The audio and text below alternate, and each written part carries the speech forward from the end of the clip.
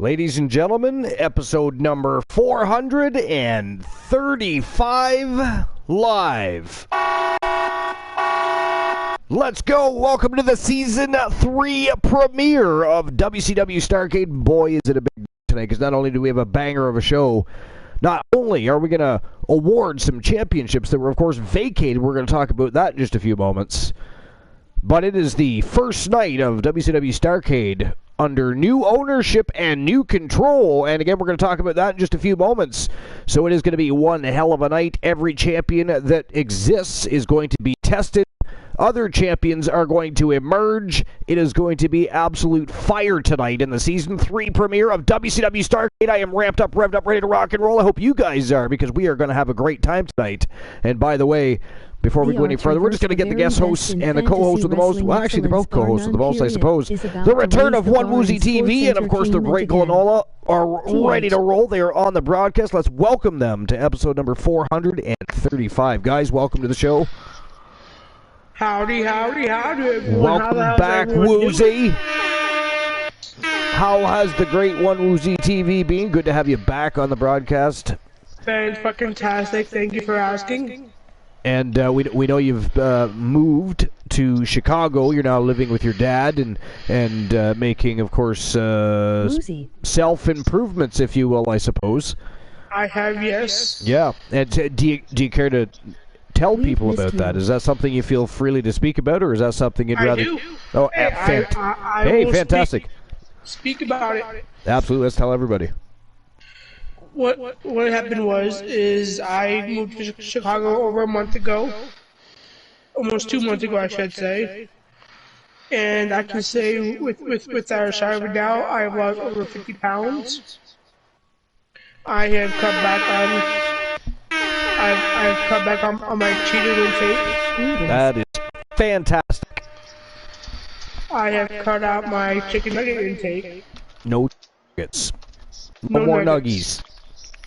Nope. If you want Starrcade, give me a hell yeah. So, way to go. I mean, twice a day, that's it. So live is great. That's fantastic. Together we will grow strong, anytime you take to improve yourself in any manner, I mean, it is a step forward. You're becoming a better person than you were even the day before, right? So the fact that you're taking that initiative and you've moved on, you're now living with your dad. It's a new adventure in life, and not only have you lost over 50 pounds, you said yourself you feel great. So he also told us a story about when he first arrived in Chicago. He went to his dad, was excited, got his son back. They're going to go out and have a good time. They're playing some pool. Woozy had a little bit of problem being able to stay on his feet. He would tire out and he would have to sit down. He couldn't stand on his feet for more than a few minutes. Just a few months later, Christmas Eve, I believe it was, he will correct me. New Year's Eve, they once again went and played pool after he had started improving his health and working on his physique, if you will. Wants to become the next Arnold Schwarzenegger, does One Woozy TV. But he was able to then stand for over 20 minutes at a time, enjoy the game of pool and his time out much more. And that right there is what it's about. That is fantastic. So if we could get some congratulations in the chat, some applause for One Woozy TV, because that is absolutely fantastic. Thank you. Punisher, thank you very much for joining episode number 435, the Season 3 premiere, WCW Starrcade. It is going to be a banger of a show, my friend. And actually, before we go further, Punisher, we were actually just talking about you and apparently your client is going to be returning to the scene. And not only is he going to be returning, from what One Woozy TV, he shared some information with us. And that information was that apparently Warlord Graves also making a return. They're going to be showing up at YTD Academy tomorrow for the Season 3 premiere of YTD Academy on YouTube. What he tells me is those two might, they've been apparently discussing things behind the scenes, off camera. Apparently they've decided to have a bit of a union, become a tag team, if you will. What says you about that? I says it's most likely going to happen. It is most likely going to happen. That's awesome. I mean, So, Uzi started out as rivals, and now we're going to put our heads together So and down was the I fucking the division. How about that? Together Gabriel we will grow Graves strong and and Thomas our Graves. communities will You know, the remain first thing strong that, by you our know, constant support not for necessarily one people that know another's who they are and endeavors. have been watching forever, but With some the of the said newcomers with- that come in, they're going to be wondering, are they brothers? Are they related? So Glenela. You're going to get all that Together kind of we stuff. will grow Well, strong the way and our we communities bicker will when we remain first strong by met, our we constant probably support sound for like one we were. another's endeavors. With that said with. Yeah. But anyways, Down. The new jackpot number for a chance so to win a Punishers, final so redemption of your your choices, show will 069. resume The number to probably win a YTV sometime in the next championship week or match two, I is assume. 0. I'm gonna So try. the Archerverse. I was an Together idiot we and will downloaded grow the strong and PS5 our version communities instead of will PS4 remain version. strong by Ah. our constant support for one another's So, endeavors. I'm in the midst of With that said, re-downloading the with. PS4 version to my new PS5 that the wife ended up giving me yesterday. Fantastic. So for my early birthday gift. I would love a PS5. It is literally out of my price range right now, and has been. So, Actually, I found it at GameStop here in town, so I didn't have to pay scalper prices for it. I was actually surprised. yeah, I mean, we have one at our GameStop here too. But up here, it's for the bundle, it's well over $900. So, I'll take the zero. I'll take the zero for now. I will take the zero for now. Would I like to? Absolutely. I mean, I'll be lucky if I can afford 2K23 eventually when it comes out. Of course, unless it gets gifted to us again, as 22 did, as we all know, Complete Geek TV gifted our community with 2K22 so we could continue to improve the Archerverse.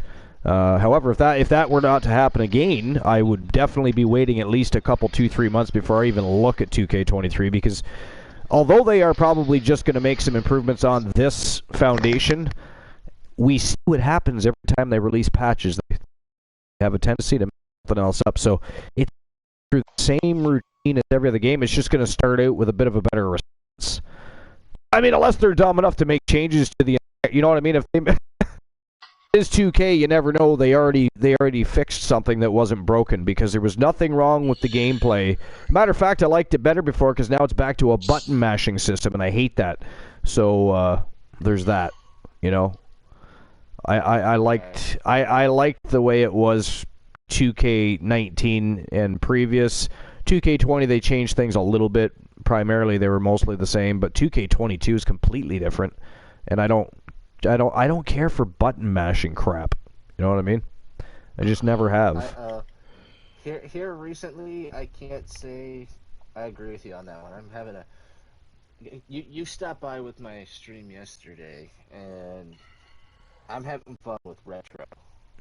Yeah, well, So, and as much as I did like I'm those games at the teaching time, myself when how to eventually when play the the games trumpet. evolved and they weren't button mashers, where when you're playing with your 4-year-old child, they beat you because they're Here button lurking I mashing with am a fucking doing some controller. matches on I was YouTube. happy about that, so I don't care to go back in time. Like, don't get me wrong, I would sit and play a button masher, but not with somebody.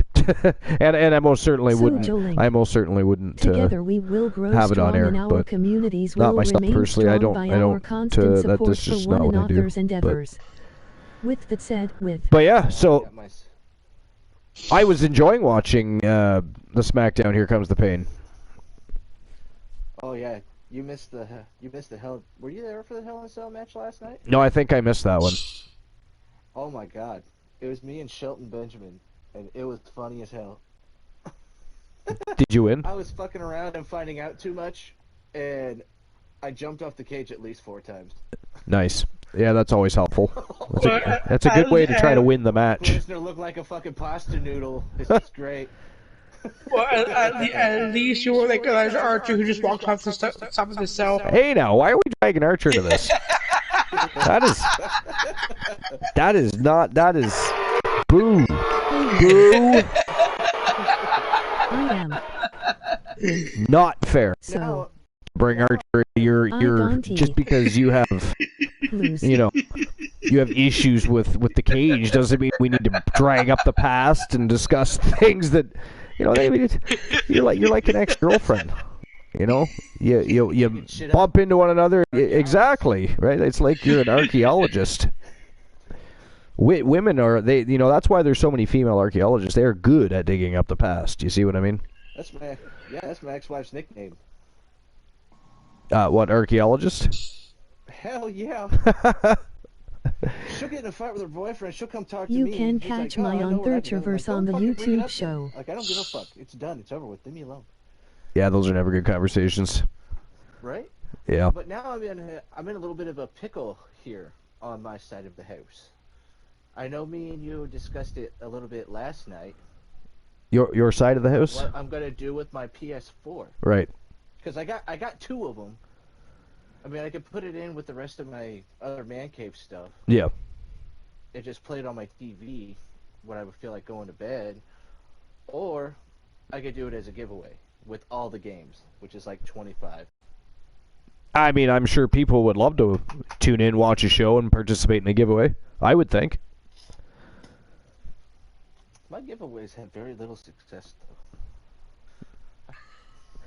I tried that once. Try again. And tried it once, and I got no. Right. So I gave it to myself. It was great. Fall down 7 times, get up 8. Exactly. Old Chinese proverb. Thirchiverse, I saw an ad today. It said, radio for one, volume stuck all the up. I thought plus to the, yet myself, now man, the difference is then I to can't now. turn it Now you've down, got the skipping the entire rest. Archiverse community that would, So in win, so I in would close. assume, Together we love will to grow tune in, strong watch a while the wrestling show, communities will remain strong by participate in our a giveaway constant for a support one PlayStation another's 4 with how many endeavors. games? With that said, with About 25 to 30. That's.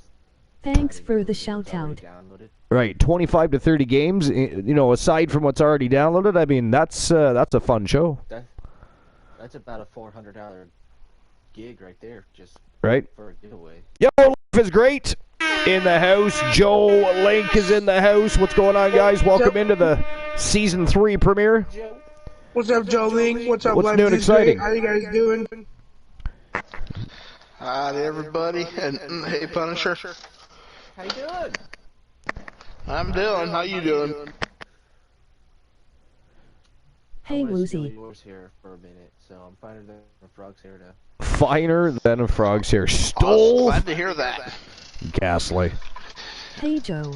You don't have to steal that. Feel free to use it. I mean, it's a great idea. I am good. Did you guys see Soul's shirt today? Was on Discord? Sorry, did we see what? Soul's shirt? Soul's shirt? No. Soul has a shirt? Yeah, it's something about frog's hair. No, I didn't see it at all. I mean, I was at work for a small part of the day, and then after that I just had things on the go, so I wasn't really, other than checking out what's going on in the Archiverse anyways. Superstar switch up. Yeah, he posted a Become shirt someone else for the about what's Superstar and up, become a frog's different hair, superstar. something like Which that. day you That's the shirt visit. he was wearing. Oh, I'm interesting. teaching myself No, I didn't to see it. I'll play have to the look. trumpet I'll have to because my look. little siblings Like, not right clap now, but with I'll the look later. trombone. They're very Sounds excited like to something play for it. the merch line. I've played. Ready for the merch line. I would love to get my merch line going. Unfortunately, I don't have the means to do that yet, so I have to. But I am going to. I'm going to get some stuff for the I've Archiverse. got some frog's hair merch. You. Yeah, Glenola does have Frog's Hair merch. Yo, Disciple! What's going on, man? Welcome into episode number 435, my friend. Season 3 premiere of WCW Starrcade. So, before we get the show on the go, Sound. when did we do what? When did you add more sounds? I've noticed that in the past couple of shows I've been in. I mean, I've had sounds for a while now. You just never really used them. Well, until I, had the capability. Oh. Well, okay then. Yeah, that's how that works. So, before we get the show on the go, we are going to have, of course, a look at the How dirt is it sheets going, buddy? and see what's crack-lacking. And I'm sure there's one thing that's on everybody's mind that's been in the news and rumors and trending worldwide, and that is the return of a Vinnie Mac. Vince McMahon has So wormed his way decidedly back off onto darkness. the board of Together directors. we Now will it is grow just to strong deal and our with communities will media remain dealings strong by and our other such constant business-related support stuff for that has one nothing to do with another's running what's endeavors. going on TV or With anything the like said that. But with still NOO. could be very unsettling No, to some no. shareholders, to people that work for the company, Kick his ass out. because I'm sure they'll get that eerie feeling, those goosebumps going up and down their arm and the back of their neck, because Vince McMahon is now once again, I mean, the funny thing is he elected himself back, right? Because he still had the majority shares. So he was literally able to elect himself back to the board of directors. And there is some information on that. Both Uzi and I have been having a look at it. But before we get started, people are already flocking in, and they are here to see our wrestling show, guys. They want to see the season premiere, the season 3 premiere of WCW Starrcade, because they know it is going to be a banger of a show. The Wolfpack and Alan Severn have, of course, bought out Vinny K and are now in full ownership and control of WCW Starrcade. So we have a brand new arena tonight. We have a fresh new look, fresh new year, fresh new season, and man oh man, are we going to light things on fire tonight, because all championships that were already in contention or won are on the line tonight, as are all the vacant championships. So we are going to have one hell of a thrill ride on WCW Starrcade tonight. I think we should get things started right now, guys. What do you think? I agree. I think it is time. It is time. Welcome everybody to Wolfpack Championship Wrestling. It officially actually is now Wolfpack Championship Wrestling. WCW Starrcade, episode number 435, live season 3 premiere. Let's go.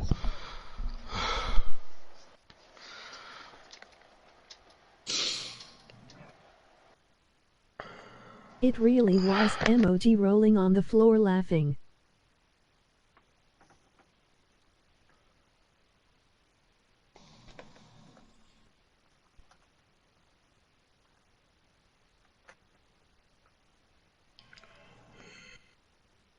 Superstar. Today, Punisher 25825 is China.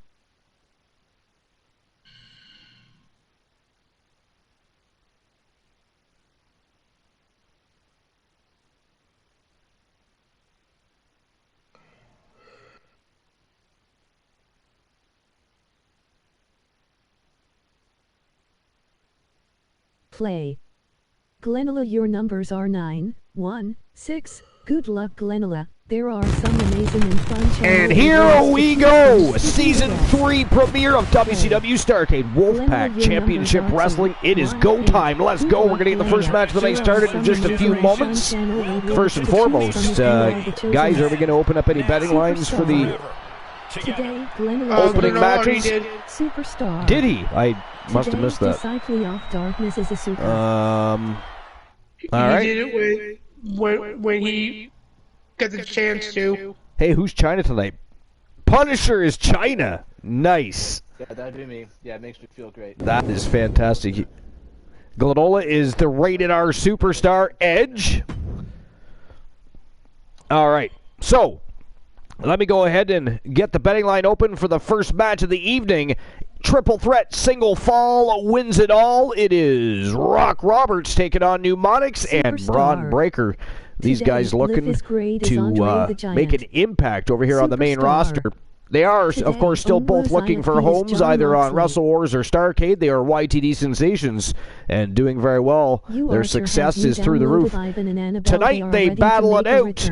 In the opening matchup for the evening, the tone-setting match of the night, looking to impress the powers that be on either Wrestle Wars or Starrcade. And we all know that Alan Severn and Team Glenola is watching. Archiver's management is always watching, as are the masses. Let's see if they can impress. But the question is, who do you guys think is going to walk out here that much closer to a contract on the main roster? Do you think it's going to be Mnemonics, Rock Roberts, or Braun Breaker? What do you guys think? I can open the betting lines right now. Just give me a moment. Today, Joe Link is Roman Reigns. All right, here we go. So who's going to walk out with the W?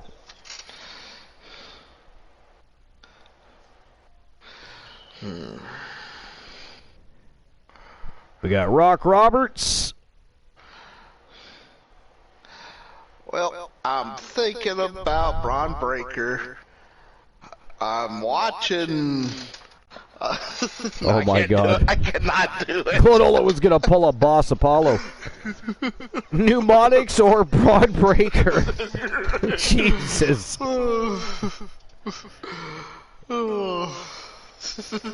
All right. Go with all three of them. You just gonna go with all three? Yeah, I really don't know on this Yeah, one. I mean, if you had I feel like if he had the ability, he actually probably would bet on all three, just to try and get a payout of some sort. Or at least to give other people some sort of payout. Yeah. All right, there we go. Betting lines are open for the tone-setting match of the night. So here we go. First match of the night, triple threat, single fall wins it all. Rock Roberts, Mnemonics, and Braun Breaker. Let's go. Let's get things underway. I'm going Mnemonics. You're going Mnemonics? I'm actually going to go, I'm going with Rock Roberts. I got to go with Rock Roberts on this one, of course. And by the way, I'll welcome everybody to the new Starrcade Arena.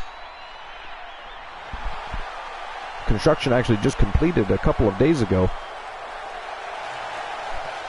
Many alterations and changes at the request of the Wolfpack. They were very difficult to deal with, but the job got done.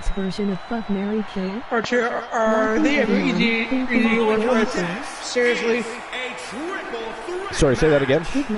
Are they ever easy to work with? Yeah, well, yeah, fair point. I mean, I was just stating a fact. As redundant as that is.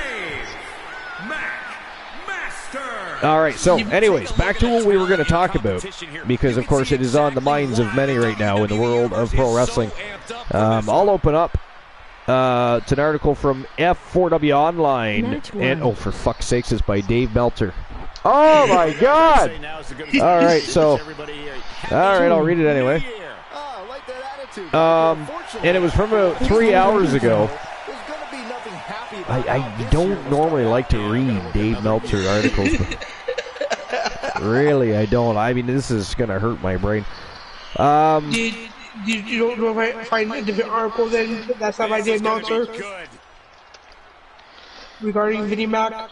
Yeah, well, this is regarding VidiMac. So the new issue of The Observer is up on the site with these stories. This is likely one of the biggest weeks of the year as far as major news stories involving business practices. Vince McMahon, Dana White, Phil Baroni murder case, the possible change in legalities of non-compete clauses, and more.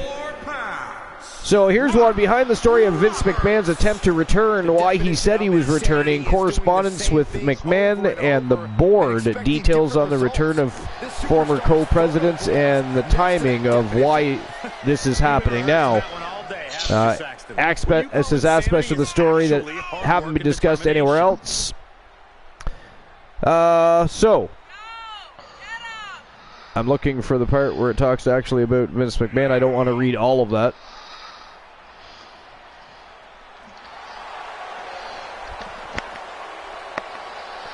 This is a weird article, the way it's laid out. If you're going to where it talks about Vince McMahon, aren't you having to read the whole thing to get to that There we point? go. Yeah, well, I just had to scroll through the whole damn thing, yeah.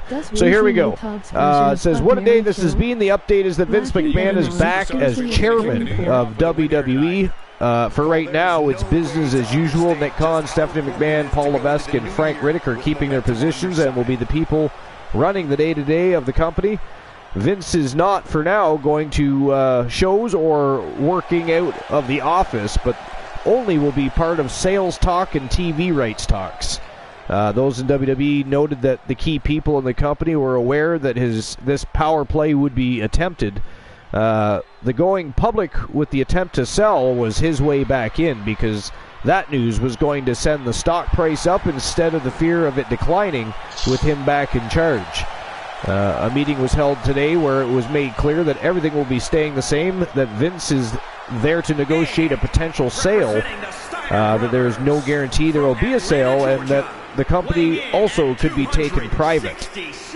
For the short term, I expect that will be the case, but long term, I wouldn't bet on anything, but they did bring up the idea of selling before the TV rights negotiations are finished. Obviously, a ton happened behind the scenes because the board voted unanimously barely a week ago to not allow him back, and he responded by starting to change the board. We have a ton more in the issue, even though McMahon was not yet put back in that position at the time the story was completed. At the afternoon meeting headed by Khan, Stephanie, and Riddick, they talked about Vince being back to negotiate a possible sale and that the next media rights deal.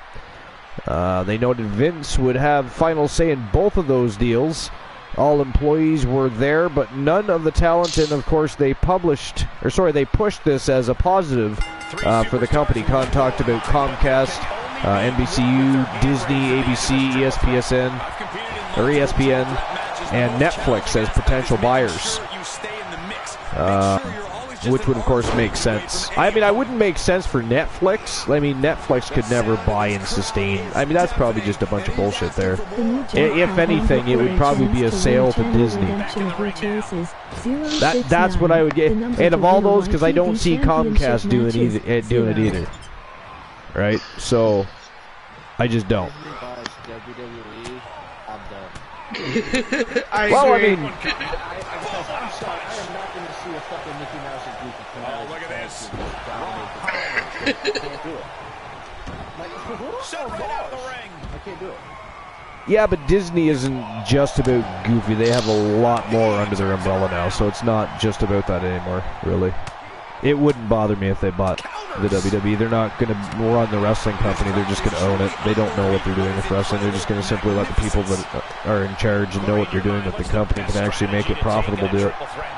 So the only thing that's going to do is put another umbrella. And that's even if there is a sale. Like the beginning of the article said, it was a good idea because it was a way to drive stock prices up instead of having them decline while he was being put back on the board. Right?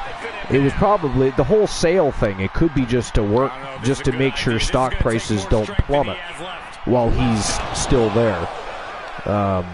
I think it's more likely. I don't know how. I mean, I figure that would be really expensive, but I mean, I think it would be more likely that it would be taken back private than sold to a random. You know what I mean? Or not a random, but a Disney, Comcast.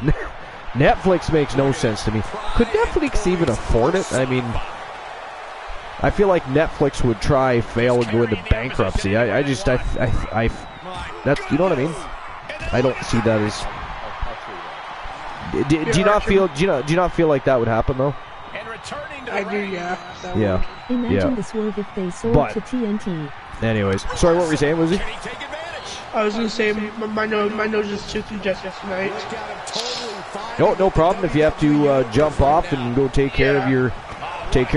But it was nice to have you back on for a little while. Appreciate you being here. And we'll, of course... I will try to be on tomorrow night. I was going to say, perhaps tomorrow night, Season 3 premiere, this time for YTD Academy, live on YouTube tomorrow night. 10:30 p.m. Eastern Standard Time. Have a great one, Lucy. Take care, buddy. Hope you feel better. Take care, sir. Thank you. Hey, I do want to say real quick, the arena looks amazing. I was hoping that everybody would like the new changes, and, of course, like I said, that's good to hear because not necessarily Severn, but War and Codex and a few others that are very difficult and had some demands, But at the end of the day, the job got done. The arena looks sensational, and it is a beautiful, fresh new look for Starrcade as we start Season 3. So, and what a match, by the way. I don't know if you guys are watching, but this is one hell of a great way to start the night. Man, oh man. Breaker, Roberts, I mean, those two specifically have looked sensational in there. And then you have Mnemonics, who seems to be really... he's been staying back and picking his points of attack, that is for sure. This is really, I mean, Rock Roberts has faced talent on the level of Braun Breaker before, but for Mnemonics, this is a new ball game for him, if you will. Rock Roberts. What's going on, Froggy? Froggy Moth Legs in the house. By the way, Glenn, we got Froggy's new logo today. Awesome. Yeah. It's going to be fantastic. I'm actually going to make sure that gets put into the arenas and into the merchandise. Probably tomorrow, I'm thinking. But yeah, welcome in, Froggy. What's going on? What's new and exciting? Season 3 premiere of WCW Starrcade. Right now, Froggy, it's the first match of the night, so you haven't missed anything. Triple threat, single fall wins it all between Mnemonics, newcomer from YTD Academy. We have Rock Roberts, also a YTD sensation, and of course, Braun Breaker. And all three looking to advance their careers and perhaps find a home on the main roster.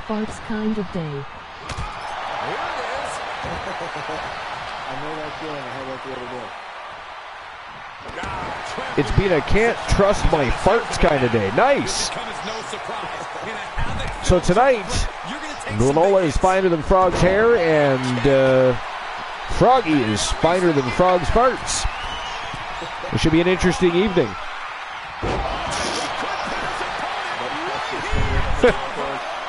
Should have stayed away from the tacos. But anyways, I'm going to see what else is going on in the dirt sheets here. I got caught up watching this match. I mean, what a fantastic match.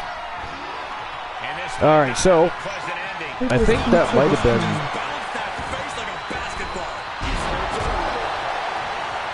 Oh no, so the stock closed today at $84.27 per share, up $12.23 per share, giving the company a $6.27 billion market value.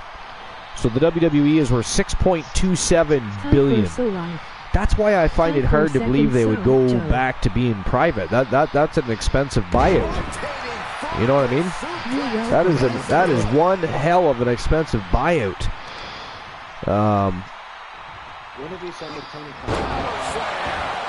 Never. I mean, they don't even have that. They have billions, but let's not forget that the billions that isn't Khan's, it's actually his father's. It's also tied up and invested in multiple companies, businesses, investments. That's why I said AEW will never compete with WWE. The problem is WWE has $6.27 billion to invest in wrestling. Tony Khan and his dad have a much smaller amount of money to invest in their wrestling enterprise because everything else has to be split up and spread out to all those different companies and investments that they have and own. So it's... But first of all, Netflix never going to come up with that money. That's what I mean. I think it's all bullshit anyways. I don't think they're selling. I think that's, again, like the beginning of that one article said, I think it's just an attempt at raising the stock prices. And it worked. And not to mention, you know, there was obviously a fear of stock prices plummeting a little bit when he went back onto the board of directors. So they took care of that problem. But if he continues to offer that threat of a potential sale, again, stock prices continue to rise. So, it's smart business. But at the end of the day, it makes it a lot harder to go to either for somebody to buy it, right? Because it's a lot of money, man. It makes it harder for somebody to buy them out. It also makes it harder for them to buy it out themselves and go back to being private, in my opinion. I don't know. We'll see what happens, but... You're going to buy them out? Nice. And then hire me as your, yes. So anyways, it says a new show that Garrett Gonzalez and I did is up today, taking Vince McMahon and all the ramifications of his returning. Dana White, Omega versus Ospreay. Yeah, there's some interesting stuff going on between Kenny Omega and Will Ospreay as of late. Now, I know they've got their history and their rivalry, but man... yeah, it doesn't look like they're going to talk about anything more interesting to do with the Vince McMahon thing, so I'm just going to say that article is over. But here's something from about 14 hours ago, WrestlingNews.co. Andrew Ravens. WWE is interested in a New Japan Pro Wrestling star. Not that that surprises me, they should be. So it says WWE is interested in a New Japan Pro Wrestling name, and that is Hikulo.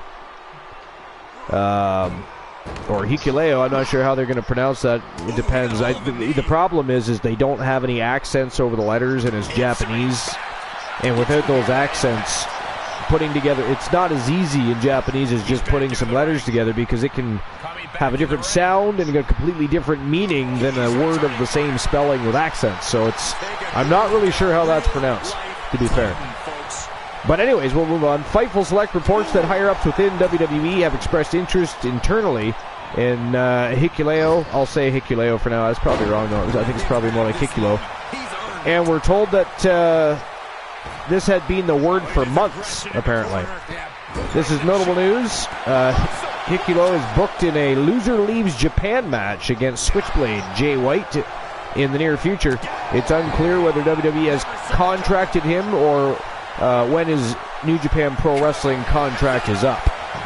The report stated that intermediaries had been used to express interest in him, just like Finn Balor did when helping bring in Dragon Lee. Hikulo has wrestled over 6 years after training at Team 3D Academy. Oh, I didn't know he trained for Team 3D. That's interesting. The New Japan Pro Wrestling Dojo and Fail Dojo. In addition to his work for New Japan Pro Wrestling, he has also wrestled for Impact Wrestling and AEW. He's the brother of Tama Tonga. Interesting. And the nephew of Haku. Wow. Well, no wonder they're interested in him. It's another Samoan, for fuck's sakes. I mean, of course they are. I mean, I think that's fantastic. And I forgot that there were more Tongas in the wrestling business. I actually did know that. But oh, hey, look at that, ladies and gentlemen. The winner of the first match of the night. Rock Roberts is your victor. And man, oh man, he has been impressive as of late, both in YTD Academy and then here tonight. Are you going to make it? Oh, sorry, I thought I was muted. You were not. Good Lord, I thought, yeah, really? But anyways, Rock Roberts victorious here tonight. Of course, a new member for YTD Academy. He's also joined the coalition, although he has not made his transition to the main roster yet. He too, just like his opponents, are looking for a spot on the main roster. Braun Breaker has been, of course, tearing it up over there as of late. Mnemonics is much newer to the scene, but also very impressive, and he too would love to find a spot on Starrcade or Wrestle Wars. But for Breaker and Mnemonics, it's back to the drawing board. I think it's more likely that Rock Roberts is that much closer to signing a contract with the main roster. We'll see what happens, but I'm sure he'll continue to tear up the scene over at YTD Academy as well. And again, don't forget, ladies and gentlemen, tomorrow night Season 3 Premiere Week continues with YTD Academy live.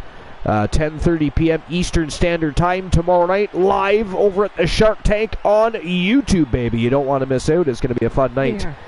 But Finally let me get the payout issued here if there was one. Laugh. Did I even open the betting lines? Yeah, I did. Okay. No, I did. Dying on stream. I didn't think I did either for a minute there, but I actually did. Wow, I should applaud myself there. Oh, thank you, Froggy. Appreciate that. Froggy's pretty good with the timing. All right, so Rock Roberts is the victor. Laugh beanie emote are so rare. That's not funny, Froggy. Don't start that shit again. Like, I know you said you're finer than frog farts, but that doesn't mean you got to come up here and shit your pants. Okay? Punisher and I do not want to deal with that. Seriously. And Glenola might not have a third gas mask. Do y'all remember what happened last time? Right, we had Darth Glenola. And we all had breathing problems because Froggy couldn't keep it in his pants. Or I guess in that sense, in his bowels. His flatulence problem is disgusting. It really is. Stop eating dairy, Froggy. You're a frog. You shouldn't be eating that shit. But anyway. Alright, there we go. Payout has been issued. Let's move on to the second match of the night. And here we go. An ongoing rivalry. It is Finn Balor and Damian Priest, the Judgment Day, taking on Nick Aldis and the one Elijah Archer, the Coalition. These guys have been going back and forth, battling it out for the last couple of months. And just when the Coalition thinks they're done with the Judgment Day, you know, either Balor or Ripley or Priest are mouthing off backstage and they get pulled right back in. And they managed to get matchups made. Just like tonight, they were invited to Starrcade to take on the Judgment Day. Finn Balor made the challenge. Nick Aldis was the one that accepted. The Coalition are here Friday night, Season 3 premiere of Starrcade. They accepted the challenge. Now let's see if the Judgment Day, who, by the way, are on the losing end of this rivalry, just saying, let's see if the Judgment Day can step up to the plate and hit a home run, or if the Coalition are just going to send them right back to the drawing board, and YTD Academy will have themselves a new tag team on the main scene. Yeah. But anyways, who do you guys think walks out the victors in this match? Is it going to be the Coalition or the Judgment Day? Who's it going to be? I'm going to have to go with Judgment Day. How dare you, sir?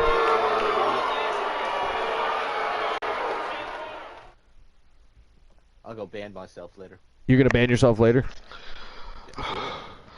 Yeah, sorry, I was a little distracted by the cough, but which members of the Coalition is this? Aldous and Archer. Okay, then I will go with the Coalition on this one. Alright, so it's going to be the Coalition or the Judgment Day. Those are your choices. Who do you guys think is walking out with the big W here? Sorry, Arch. Gotta go with my boy Finn. And there we go. Betting lines are open. Gamble your lives away. But ladies and gentlemen, without further ado, matchup number 2 on the evening. Season 3 premiere, WCW Starrcade Wolfpack Championship Wrestling, night number 1. That sounds kind of ghastly. But it is fact, it is what is real, it is truth that is happening right now before your very eyes, and we still have a fire show. We still have 7 championship matches to get through after this, ladies and gentlemen. It is going to be an absolute thrill ride. But the Coalition, the Judgment Day, matchup number 2, Falls Count Anywhere. Let's go.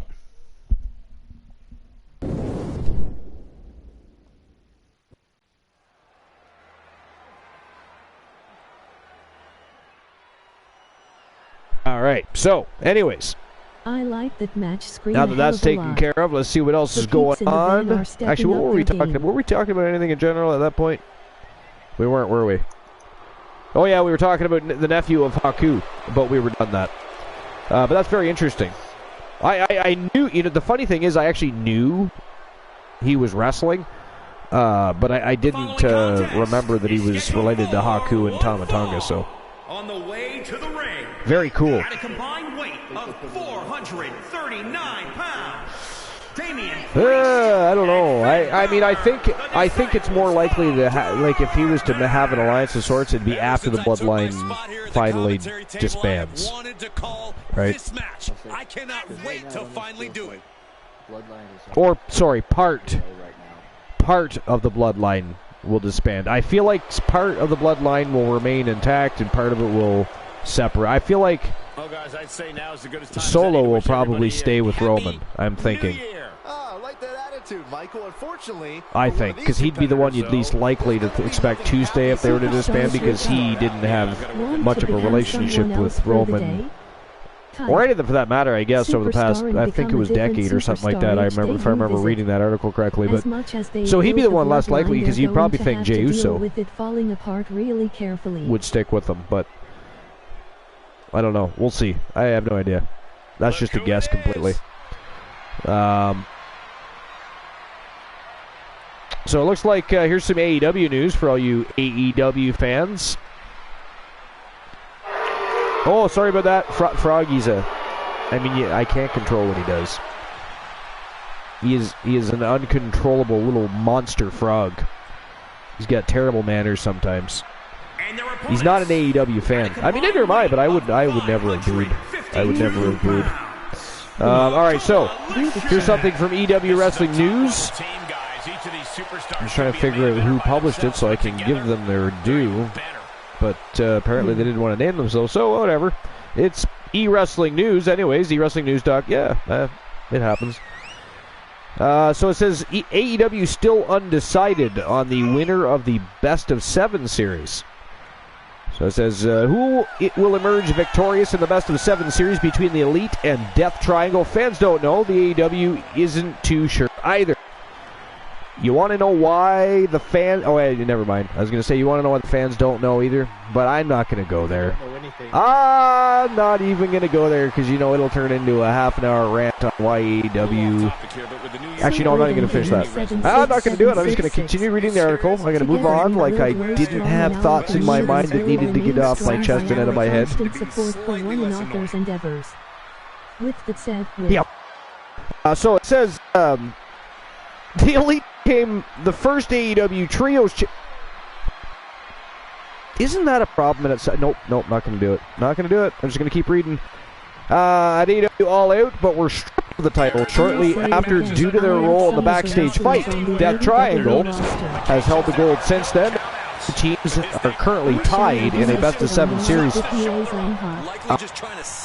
Death Triangle should come out the winner there. I'm not going to suggest that's what's going to happen. It is AEW, and they do things a little differently over there, to say the very least, right? We all know this. But Death Triangle would be my choice to keep those titles. Because the Elite doesn't need them. That's the thing. That's the thing for... No, I'm doing it. I'm doing it. Punisher, what is wrong with you? You got to be better than that. Glenola's busy right now. He can't control me. You gotta step in and be, you know, keep things... You got to keep things going in the proper direction here, sir. How dare you? He does have a point there, Archer. How dare you pop in supporting that nonsense, Glenola? That is gas. That's right, boo. Boo that man. Wrestling Observer Dave Meltzer said that there have been differences of opinion over who should emerge from the series of matches as AEW Trios champions. The seventh and final match of the series will take place next week on January 11th at AEW Dynamite. And, of course, you can keep up on all the wrestling news right here on eWrestlingNews.com, or you can find another place like Sportskeeda, WrestlingNews.co, Bleacher Report. I mean, there's all kinds of stuff that we like to get our information from. Of course, we like some article publishers better than others, but I mean, at the end of the day, they give us what we want, and we don't care if it's true. It is the modern-day version of the Inquirer wrestling version, right? That is all that matters. But anyways, so it looks like WWE is interested in re-signing another release superstar. I don't know if Punisher, you read anything about that today, but this is Ringside News. You haven't heard anything? Okay, perfect. So it's new news for you too. RingsideNews.com.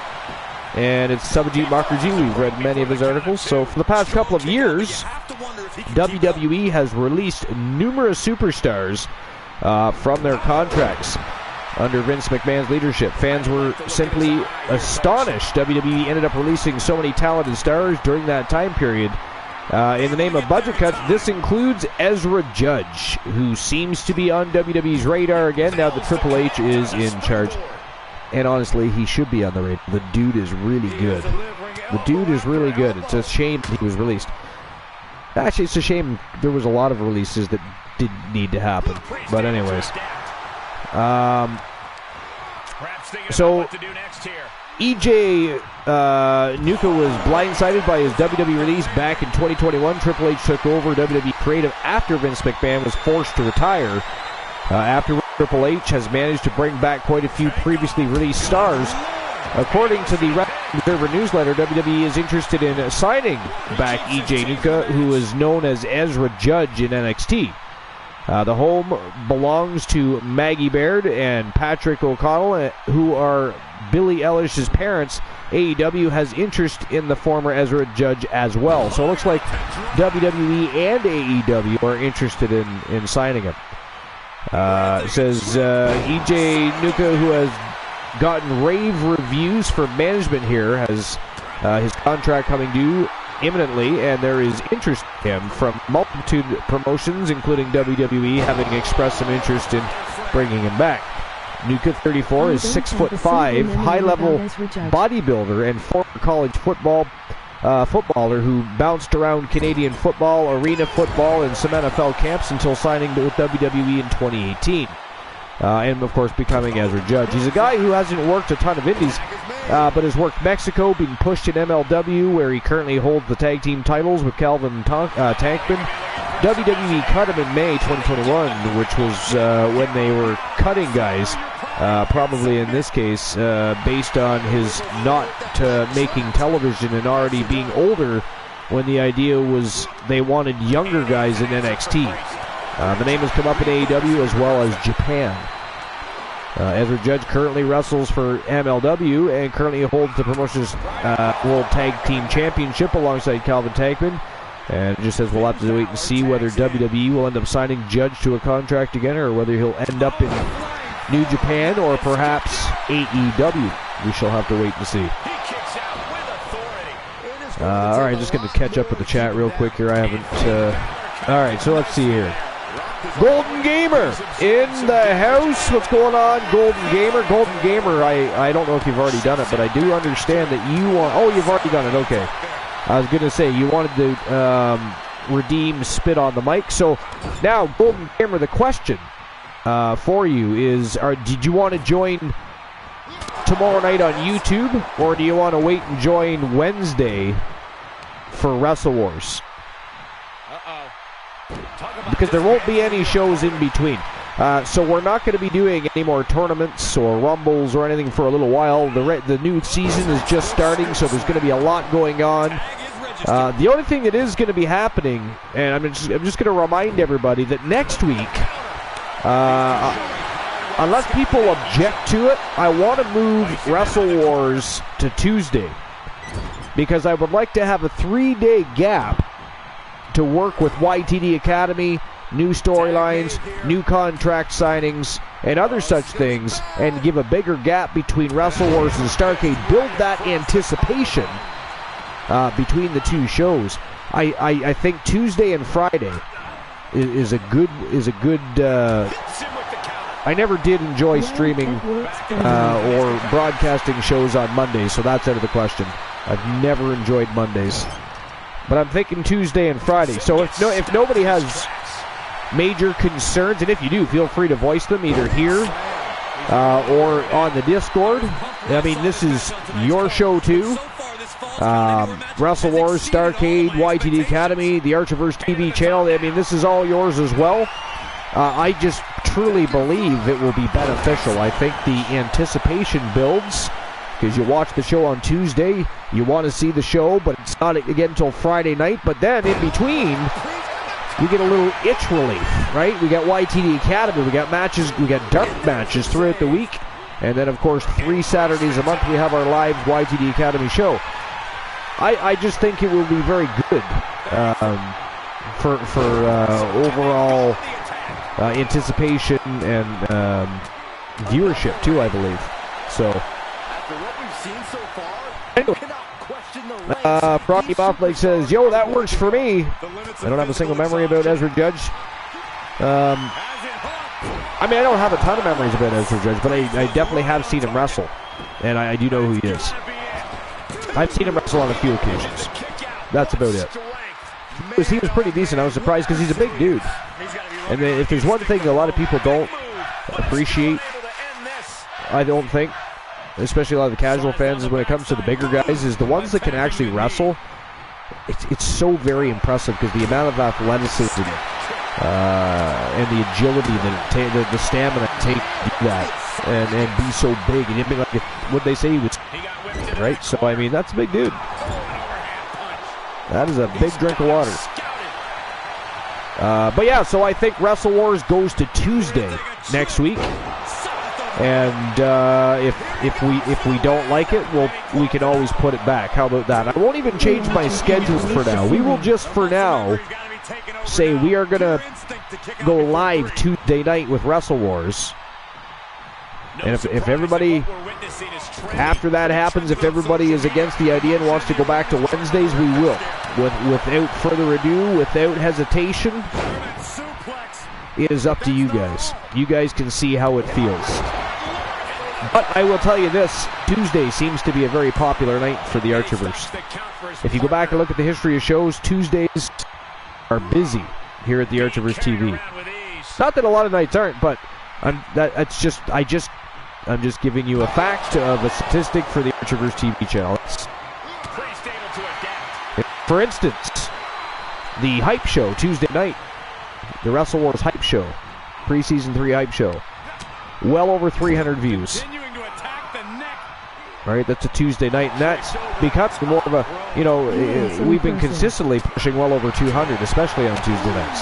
So that's just what I'm looking at those numbers, and I'm thinking that, and again, I think that the gap between Wrestle Wars and Starrcade is a good thing, not just for viewership for those two shows, but again, it opens up more playroom for what we're capable of doing with YTD Academy.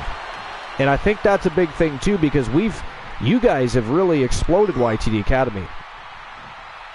Right? I could take some screenshots and show you some of our popular videos that we have uploaded as dark matches to the Archerverse TV channel on YouTube, and we have many. We have, I believe at last count, we have 15 videos that are well over 1,000 views. We have 3 Brock Lesnar matches that are at almost 4,000 views. One of them is at almost 5,000 views. So, right? So YTD Academy, and it hasn't just been successful because it's breathing life back into the channel, but we've had interferences happen in matches and come up with new storylines and angle ideas for competition purposes. We've come up with just storylines in general. We've had new people joining the roster and starting out their career and becoming very successful in YTD Academy, going on and winning titles. By the way, here's a fact, ladies and gentlemen. If you want another fact about YTD Academy, let me give you this fact. Let me talk to you. The last 3 Archerverse World Champions are all YTD Academy sensations. You can go look it up yourself. You can go to the Archerverse Discord. If somebody wants to drop that link, just in case for some weird, nonsensical reason, if somebody isn't already a part of our Discord and enjoying one of the greatest communities on any platform in the existence of planet Earth, go to the Archerverse Discord, go to TAV Former Champions, and you can have a look for yourself. You will notice that one is a current reigning defending champion, and you'll notice there are 2 former champions that are both YTD Academy superstars. So the last 3 champions, including current YTD Academy superstars. That's how successful YTD Academy has been. It's fantastic. Absolutely fantastic. But anyways, and thank you for dropping the YouTube link as well. Let me get back to the dirt sheets here, see what else is crack-a-lacking in the world of pro wrestling. Let's see here. Something from Wrestling Observer. I have no idea what it's about, but I'm intrigued now just because of the title of it. AEW's Tony Khan says, everyone at work is being so nice to me these past 24 hours. So I gotta know what that's about. It's by Ian Carey. Again, F4W online. That's what I was just thinking. Please tell me it is. I mean, we don't need a Tony Khan Kiss My Ass Club. Right? So Tony Khan cracked a joke on social media while promoting tonight's AEW Rampage and Battle of the Belts. In the wake of news that Vince McMahon has elected himself back to WWE's board of directors and is looking to be named executive chairman of the company, the AEW president wrote on Twitter, everyone at work is being so nice to me these past 24 hours. I wonder why. It must be belated holiday spirit, he says. See you tonight on TNT for 2 hours of AEW on TV Live. That's exciting. Hell to the no, Tony Khan. People are busy watching the Archerverse TV. Sorry about your damn luck.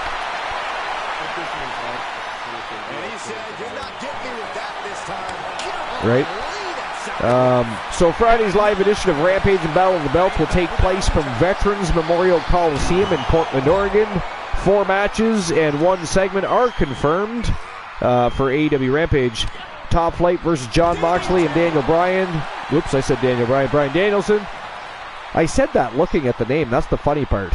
Literally, I looked at Bryan Danielson and still said Daniel Bryan. It's the same person. It is the same person, yeah. Jamie Hayter and Britt Baker versus the Renegade Twins. TNT champion Darby Allin defends against Mike Bennett. Pero Pelagroso versus to be announced. I mean, I've never heard of To Be Announced. I wonder if he's a good wrestler. Have you ever heard of To Be Announced? Have you watched To Be Announced wrestle? Lola, what about you? Have you? I mean, I've heard of Question Mark Man. Remember Question Mark Man from NWA? Sadly, he passed away, I believe, last year or the year before. But Question Mark Man, I know. TBA, not so familiar with. I'd have to Google that one. Then the back will speak, of course, and that's the segment they're talking about. 3 title matches are advertised for AEW Battle of the Belts 5. AEW Tag Team Champions, The Acclaimed, defend against Jeff Jarrett. And We'll slide back in the ring now. Setting up again. oh my god. Alright, okay, hold on. I'm alright. I'm good. I'm alright. Okay, I can read it. AEW Tag Team Champions, The Acclaimed, defend against Jeff Jarrett and Jay Lethal in a no-holds-barred match. And before I get to that, ladies and gentlemen, that is it. That is all for matchup number 2. The winners of the match, the one Elijah Archer and Nick Aldis, they are the Coalition, have just once again taken out the Judgment Day.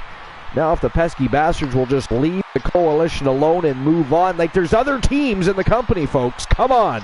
And by the way, the Coalition is not even on Starrcade. So I mean, Alan Severn, why is he allowing?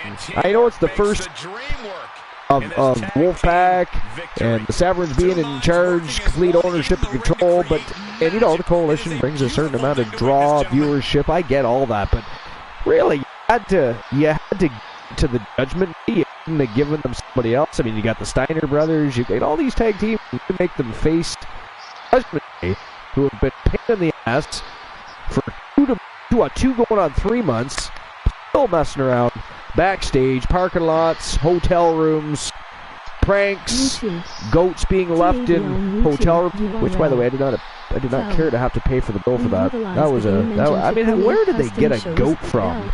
It is not funny. Probably from Joshua Daff and the Bluewood Boys. Were we in their backyard?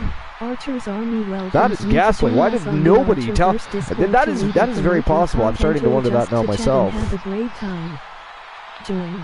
But either way, that was not a fun bill to pay.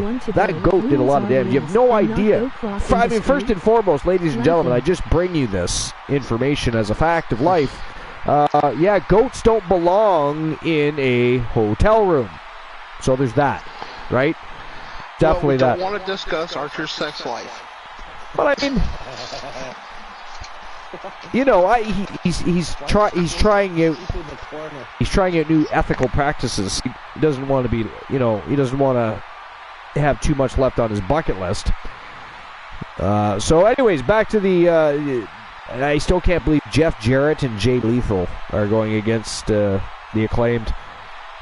I'm really against that. But anyways, I don't watch the show these days, so it doesn't really affect me that much. That hurt my head to read. But anyways, TBS champion Jade Cargill defends against Sky Blue. And AEW All-Atlantic champion Orange Cassidy defends against Kip Sabian. Now, you know, to be fair, those are 2 matches I actually would watch and may actually watch. And I haven't even watched AEW in a while, but I like Cargill a lot. Sky Blue, very good. Orange Cassidy, yeah, I mean, there's work to be done with that guy, but he definitely has potential. And Kip Sabian's awesome, so might actually watch matches. Might, I do say. I will not make it priority, but it could happen, so to speak. All right. We already know about EJ. What?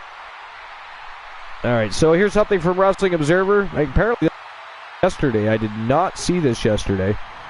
Actually, before I do that, I'll go ahead and I'll issue the payout for the last match and get the next match on the go. That's what we shall do. I'm not sure how dare you for considering leaving people hanging like that. Yeah, I know. I do it all the time. I mean, it is ghastly. That is not good manners. All right, so the Coalition were your victors. And there we go. Payout has been issued. 3,010 Archer first bucks have been disbursed. All right, here we go. Next match of the night. First championship match of the evening. It is for the Junior Wrestling Championship. Adrian Adorable did not make a decision on who they were going to challenge with that Junior Wrestling Championship. So therefore, unfortunately for Adrian Adorable, if you don't cash it in, you've got to defend it. So tonight, he's got 3 vicious savages chasing down that championship gold. We got Luke the Gooner from Team Luke the Gooner 94 is the Gooner Luke Balmer. We have the Judge, the new jackpot, and of course Nathan North. Nathan North just tasted championship gold not too long ago. The Judge is actually the reigning defending YTD Academy submission champion. The Gooner was the hardcore champion until the takeover of WCW by the Pack and the Severns. Of course, all were vacated or exploded, if you will. Frog Hemeth Legs is Ric Flair. The Gooner now in the running tonight. Wrestling champion, reigning defending champion, the Mouth of the South, Team Curlady. This is a steel cage matchup, fatal 4-way steel cage matchup. Who do you guys think walks out with the Junior Wrestling Championship? Woo. Play. Punisher 25825. This is actually a difficult one. 5, 7. Good luck, Punisher 25825. But I think I'm going to go with there are some Adrian amazing Adorable and fun retaining. channel rewards Wow. to choose from if you are T. All right, I've spent Punisher. more money on spilled liquor than you've What do made you this think? year. I honestly have no opinion. No, too tough of a call for you. I'm gonna. You know what? I mean, if Adorable doesn't retain, I go with the Gooner on this one. He is so scrappy. And by the way, again, as I said just a few moments ago, he was the hardcore champion until the championships were vacated. So I mean, he's got to be angry. He's going to be hungry. Probably wants that hardcore title back, but I'm sure he would make do with and hell, he wins the junior title. He can always challenge for the hardcore title if he loves it that much, or he can challenge for bigger and better championships. We'll see what he chooses to do if that were to actually happen. To do that, he's got to go through Adrian Adorable, the reigning defending champion, the Judge, the reigning defending YTD Academy submission wrestling champion, and of course, Nathan North was the former European wrestling champion. So we got Nathan North, the Judge, the Gooner, and Adrian Adorable.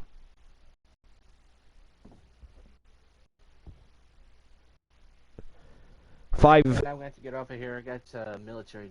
I had a goat once. All right, no problem at all. Thanks for stopping by. Appreciate you. You have a good night, my sir. And one Great night. Thank you for your service. He went to jail, and his Absolutely. girlfriend. Y'all are welcome. All right, here we go. Betting lines are open. There we have it. You got 5 minutes to decide who you think is walking out with the gold. If it's going to be Nathan North, the Judge, the Gooner, or Adrian Adorable. Awesome Junior Wrestling goat. Championship Steel Cage matchup. Let's go.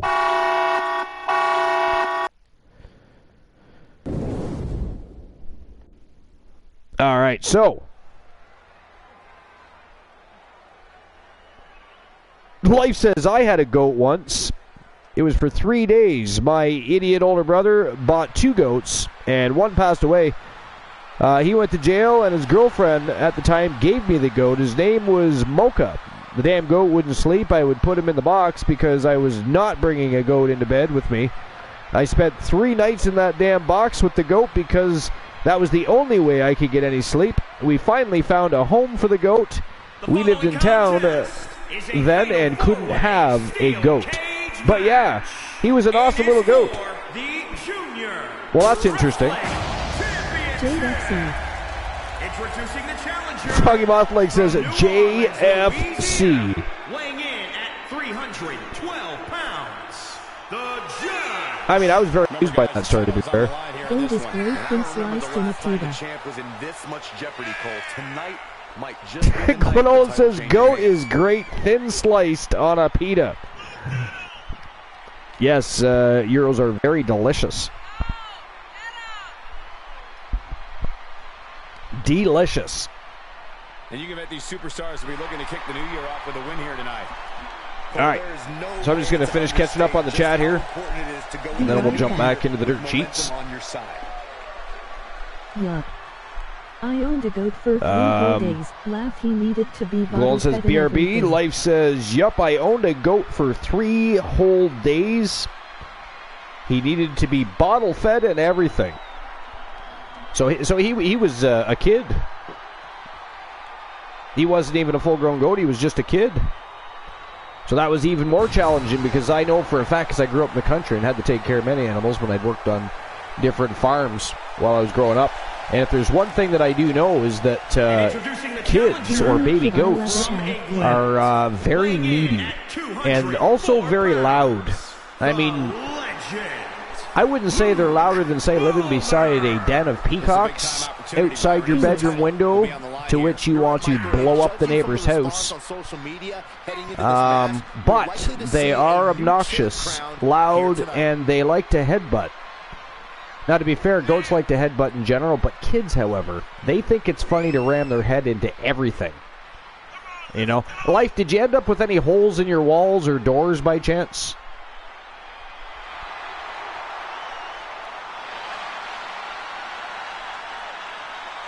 Because, again, they do like to headbutt. They do like to headbutt, and they don't care where on your body they hit you. Life says, and you would put him in the box, and he would just scream because he was low. Yeah. Yep. Like I said, baby goats or kids, very needy, very loud when they want to be, obnoxious, and, yeah, they're very good at ramming things. And that hurts too, by the way. Yes, it does. Life says, I didn't. Actually, this was a weird goat. He didn't. He didn't butt. Wow, that's interesting. That is very interesting.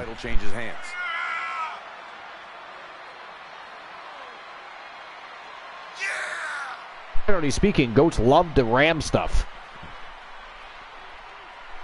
Well, guys, I'd say now is as good a time as any. All right, so anyways, let me get back to the dirt sheets here and see what else is going on. Unfortunately, for one of these competitors, though, there's going to be nothing happy about how this year will start out. Yeah, and I've got to work another year. All right, so anyways, WWE's Dominic Mysterio, and again, this is F4W Online by Ian Carey.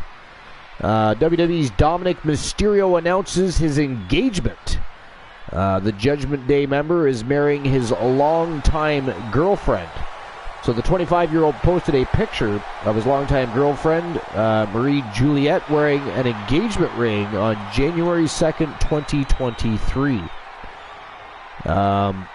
In November, Dominic posted about his and Juliette's 11-year anniversary. In WWE storyline, Dominic is involved in a undefined relationship of sorts with fellow Judgment Day member Rhea Ripley. Dominic refers to Ripley as Mommy and has attempted to bring her to his father's home on both Thanksgiving and Christmas. The latter resulted in the police being called and Dominic being sent to prison for a short time. He revealed on Raw this week that the experience really had an impact on him. Ripley commented on Dominic's engagement post, writing, "Congratulations to the young couple. Dominic turned on his father at Clash of the Castle on September 3rd, 2022. He would officially join Judgment Day on Raw 2 nights later, and the faction has been recruiting him in the weeks leading up to the event." So congratulations to Dominic Mysterio. I mean, to be fair, I'm not a big, no offense to Rey Mysterio, because I love Rey Mysterio. Love Rey Mysterio. I at least at this point, me personally, I'm not really a big fan of Dominic Mysterio. I don't speak for anybody else. I don't know what you guys think. But anyways, here's another article from Wrestling Observer. from about 5 hours ago. It's another Ian Carey article. It says WWE employees told Vince McMahon's return won't change day-to-day operations. And of course they held a meeting on Friday. We already know about that. So in the wake of Vince McMahon's return to the company's board of directors, WWE held an employee meeting on Friday. McMahon, Khan, and CFO and CAO Frank Riddick led the 10-minute meeting on Zoom. Talent were not included on the call. Our own Brian Alvarez noted that employees were told there will be no changes to the company's day-to-day operations. Alvarez wrote, at the employee meeting, it was claimed that nothing would change in day-to-day operations. I think it's funny how he puts claimed. According to reports by Fightful Select and PW Insider, Vince McMahon's return to the WWE Board of Directors was officially announced at the meeting. Employees were told there will also not be any changes to the management team or their responsibilities, including the roles held by Paul Levesque, Stephanie McMahon, and Nick Khan. Vince McMahon's return to the board was pushed as a positive for the company. It was noted that having the majority owner and everyone on the same page will help maximize WWE's potential regarding a sale or rights fee negotiations. The possibility of the company being sold was pushed as something positive. They also said they would be looking at offers before negotiating new media rights deals. It was also mentioned during the meeting that one positive avenue the company could take involved it being taken private again. However, this was just one of many options talked about, and questions from employees were not taken during the meeting. So, I don't know. I like I said earlier, I personally believe that the increased stock prices and what the company is now worth as a whole, I mean, it would kind of, I would think anyways, hurt the potential for them to, I mean, because again, to go private, they have to buy out all the shareholders. It's not like that's an easy thing to do at this point, you know what I mean?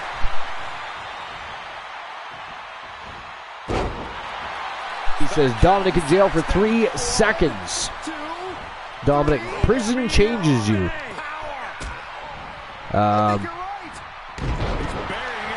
But anyway, I mean, Froggy, are you a fan of Dominic Mysterio? Looking for a grip to get themselves over the cage.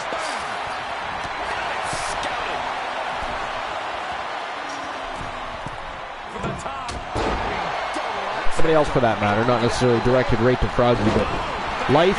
Anybody else? Are you guys fans of Dominic Mysterio? I just personally am not. As of right now, I'm not saying I won't be. It's not like I avoid, like I haven't really seen a lot of his body of work, and what I have seen seems very green and awkward and a few other things I could use to describe it, but it doesn't mean he won't get better. He certainly has the right people to guide him, etc. I just, right now, I have no reason personally to invest in Dominic Mysterio, much less really want to see him being thrown in the middle of a giant storyline and angle this early in his career. I just don't think he's ready for what we're even throwing at him, but... Froggy says, I think his last promo was delivered well. If the scenario is a bit ham-fisted, yeah. I don't know how I feel about him. Yeah, I'm in the same boat. I'm not sure how to feel about him. Again, I haven't... It's not like I've watched all of his matches, right? I have seen them, but I've seen some of them. Definitely seen a lot of highlights. But the matches I did watch in full, like I said, he seemed very green. And again, he's only 25 years old. He's got great guidance. He could very well end up being one of the best. You never know. But right now, for me personally, I just don't. He's boring. He's boring. He's no David Flair. I will tell you that. No, he's no David Flair. I mean, who is? I mean, you know what? I've said it before. Like, how dare you have Ric Flair as a father and you be that, you know, uninformed and... I feel like he follows. I mean, he did not represent the family name or the business well. You know what I mean? I was trying to find other words to use, but I'm going to go with that. He did not represent the name of the family or the business well at all. As far as you know, wrestling capability and stuff goes, I'm not saying he was a bad person or anything. You know, it's not like I disliked David Flair. I just can't believe he wasn't better than he was. Because, I mean, his sister is phenomenal. Right? Charlotte Flair is... leaps and bounds better than any of the Flairs, as far as I'm concerned. I think, you know, she may not have 17 world titles to beat her father, but I think she's already she's a better wrestler than her dad ever was. As far as I mean, she is technically flawless almost. She's agile, she's athletic, she's just a total package. And so is Ric Flair, but on a different level. Right, yeah. Charlotte has had a world title every calendar year for a decade, and Charlotte has been able to beat people without assistance from factions and friends as well, where Ric Flair literally, you know, his title defenses were all because he had help from the Horsemen or somebody else. I mean, even Ric Flair thinks that, you know, some of the history of Flair is a bit misconstrued in the fact that although he loves being considered the greatest of all time, and there's many reasons why he is, right? There's many reasons why he really is. But if you ask him, you know, he'll point to other people. He'll say Bret Hart, he'll say Ricky Steamboat, he'll say Kurt Hennig. The reason for that is as good as he was in the ring, as good as he was on the microphone and the charisma and all that stuff, I mean, he never got over in a match, you know, without the help of somebody else when he was a champion. So his entire championship reign, his history of championship reigns is somewhat tasty, you know, so, which is a little funny. Gonna make it? Dang it, I thought I was muting and unmuted, I'm sorry. No, you were muted in the beginning.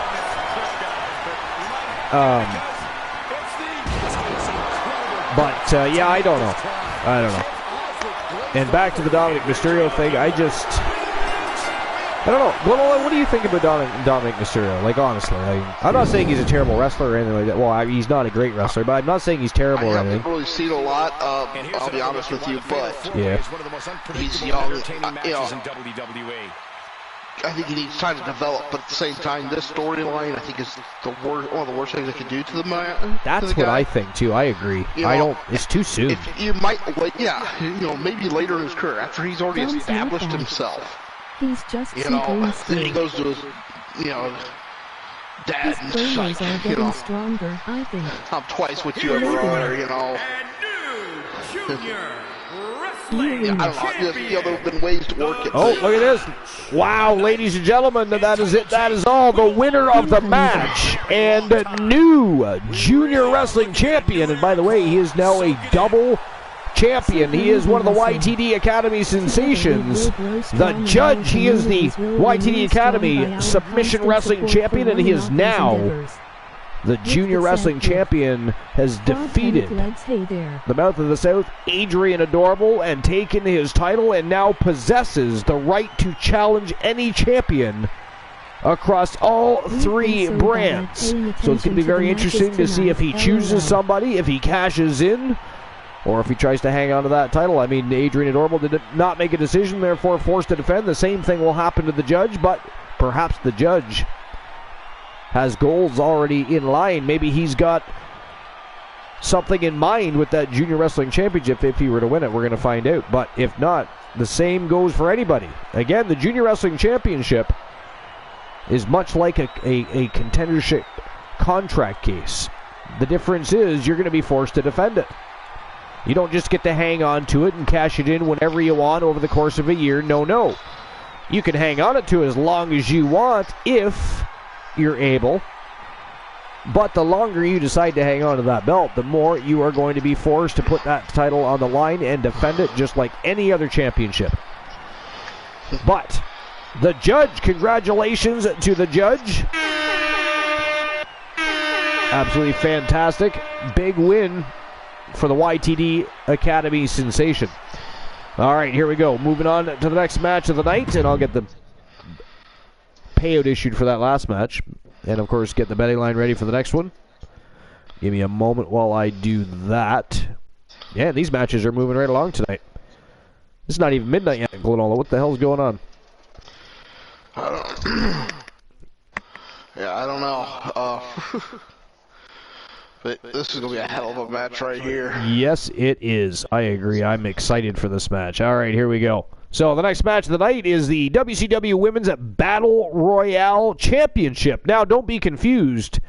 It is Battle Royale Championship, not Battle Royal Championship, which means that championship can be defended in any epic battle that you can possibly imagine, whether it's a chamber match, a cell match, a battle royal, elimination royale. I mean, it could be many things, but it is always going to be a multi-man matchup, and it is always going to be defended under the harshest of circumstances. Tonight, it actually is a battle royal.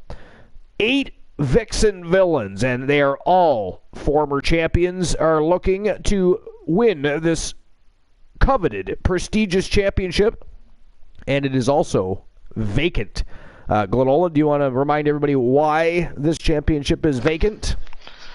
Well, the championship committee decided that with the new year and the new management, it'd be great to allow everybody to have a shot at the titles. So just vacate them and start fresh.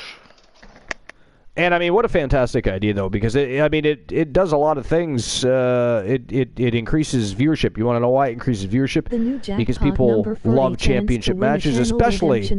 Now, these aren't new championships, but they are being re-awarded because they are vacant. They were vacated. All champions were stripped of their titles when new management took over, when the new owners took over and took control of WCW. And people want to know. There is a lot of great talent. Who is going to be holding those titles next? They're vacant. Who is going to be winning those titles? So it creates intrigue. It makes people invest in the show itself because they want to tune in. They want to see who is going to be the next champion. And right now, we still have how many championships to still award, Glenn? I don't even... Off the top of my head, I can't think of it. I know this is one of them, though. This is one of them. There's the heavyweight, which will be decided in the main event tonight. Oh, yeah, I can't wait for that.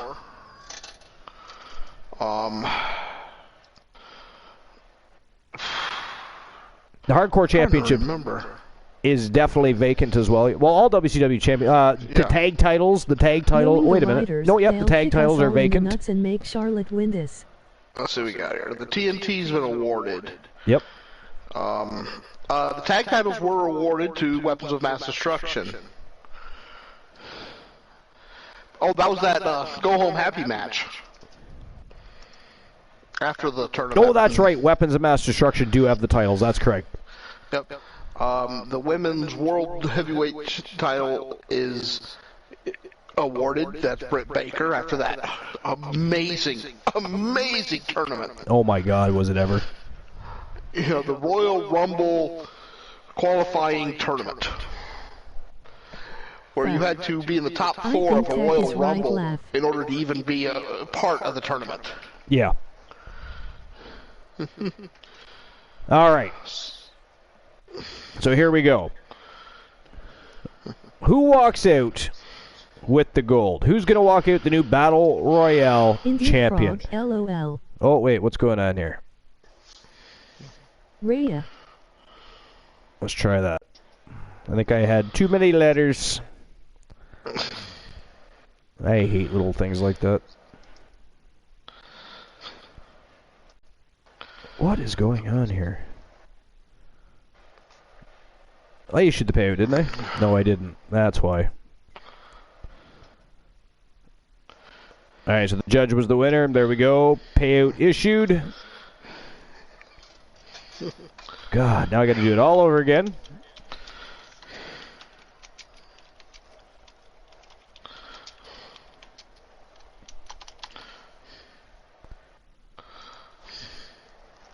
Oops.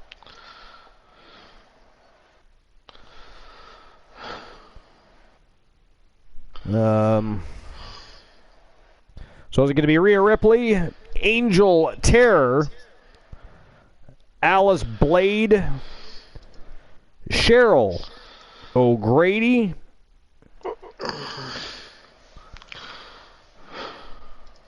Tony Storm, Charlotte Flair, who we were just talking about, Trish Stratus, the Canadian Bombshell,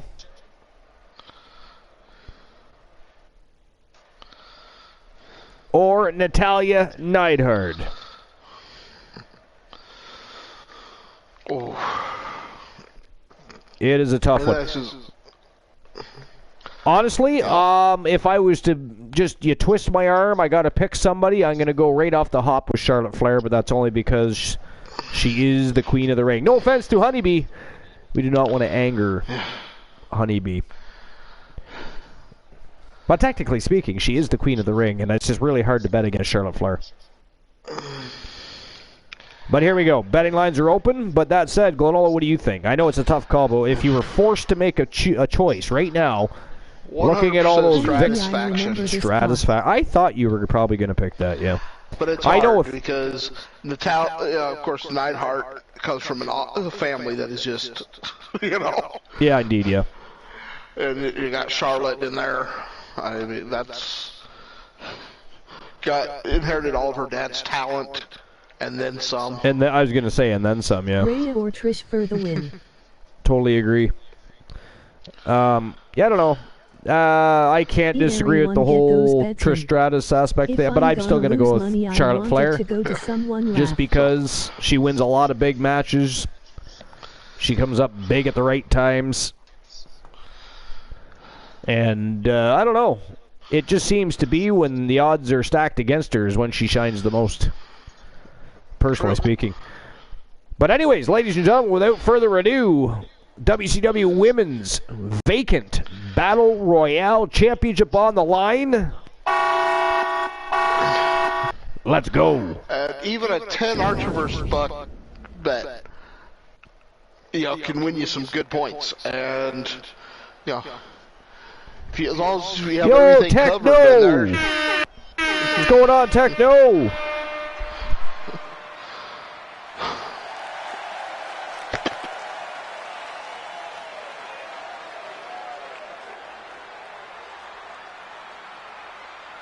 New and exciting, Techno.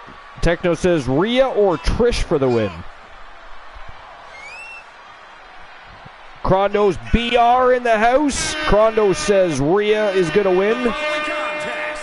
Crondo says, Honeybee, I remember this. Making her way to the ring from Dublin, Ireland. Froggy says, everyone, get those bets in. If I'm going to lose money, I want it to go to someone. Techno also said, knowing the writers, they'll kick us all in the nuts and make Charlotte win this. Apparently, Techno does not like Charlotte Flair. I'm guessing that. Yeah. And Honeybee Wrestling is already in the house. What's going on, Honeybee?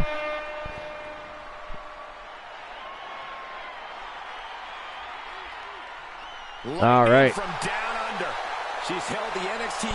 But yeah, I mean, back to what we were also saying about, I know we were just about to go on and finish that article we were touching base on, but what a great idea it was. I mean, I'm sure there were I'm sure the champions weren't very happy. And I'm sure there was some flack in the locker room, but I think vacating all the titles under new management and ownership, I think that was a good call. I think it was a good way to start fresh on everybody's end. And, kind of eliminates any accusations of favoritism or that when...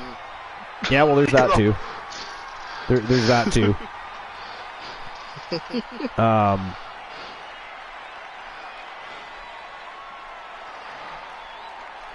Oh no, we were actually. I was wrong. We were done with the last article. It was the Vince McMahon not changing day-to-day operations article. But even if for this main event, you look at what the Wolfman went through to get that opportunity. That tournament. What was it, 6 Hell in a Cell matches? From Bismarck, North Dakota. Yeah. One half of the or was it? Did we ever get an official count of how many matches he was in that night? I can't remember. It was a lot. I mean, he went to hell and back in the opening months of his career. It wasn't even just that night. It was the opening months of his career, man. Like, He definitely holds the record for. Yeah, I'm talking the tournament though. Sunday night for the. Just the tournament Sunday night. Well, every one of his matches went to a draw. So I know one of them went at least 2 rounds. I'm sure more. I think 2 matches went 3 rounds, including the championship final. So. So yeah, probably about 6 or 7 Hell in a Cells that he was in that night. He just Hell in a Cells though. They were Hell in an Iron Cell. Oh yeah. And then turn around and challenge the Iceman, Christian Hart, and the Soul Man.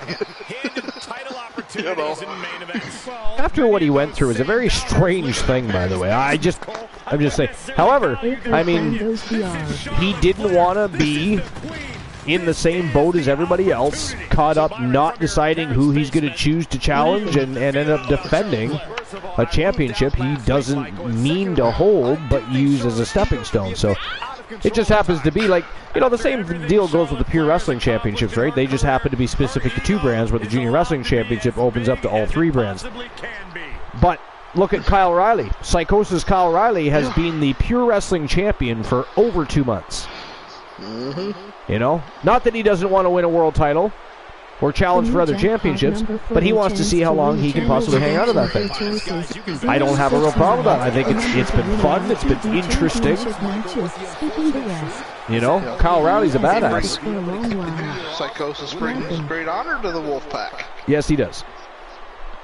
He does. I don't know if many people have forgotten he was actually part of the Wolfpack, because even though he was signed by Severn himself, he kind of ran low-key, like he doesn't run with the Wolfpack. He still runs very much to the beat of his own drum, but he is affiliated. Yeah. And it's only been a couple weeks now, but the agreement was, and it's actually the way the Wolfpack works. They're pretty free to do what they want to do with the business. Yeah.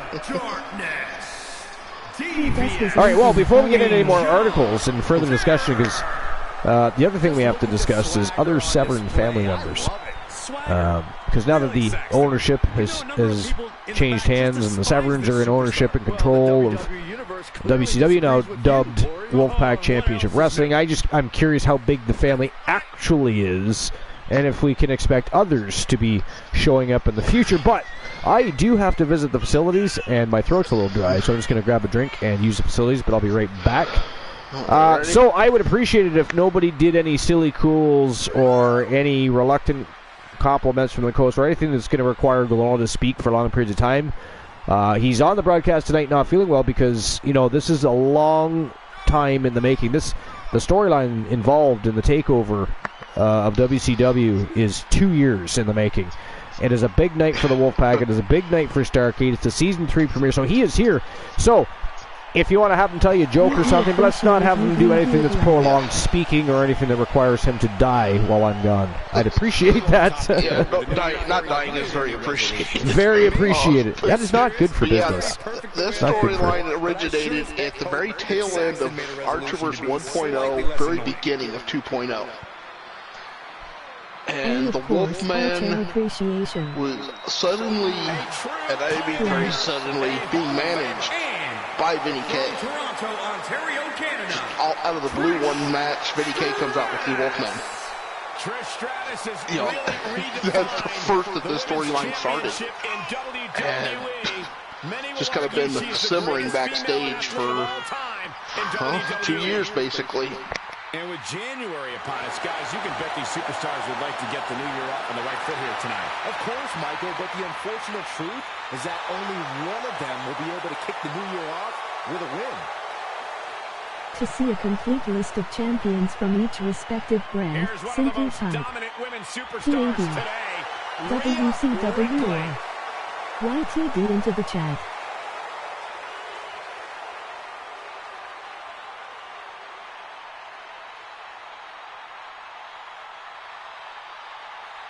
Did you see my joke early in Glenn?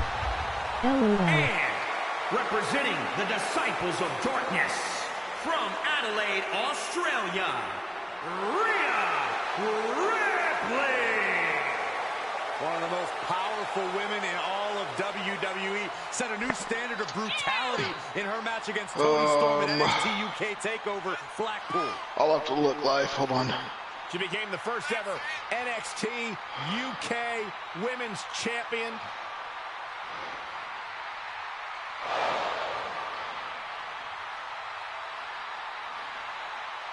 I can riposte it too, laugh.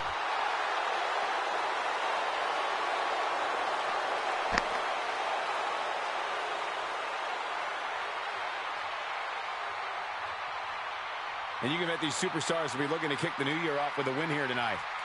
Cole, there is no way to understate just how important it is to go into the new year with momentum on your side.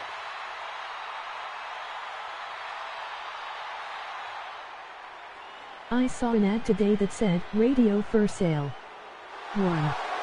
Volume stuck on full. I thought to myself, man. That's a good one, right? That is a good one. Yeah. A third-generation star who at times has the other night I was feeling ornery, so I cranked the volume on my stereo at full blast and put on a blank tape. My next door went nuts.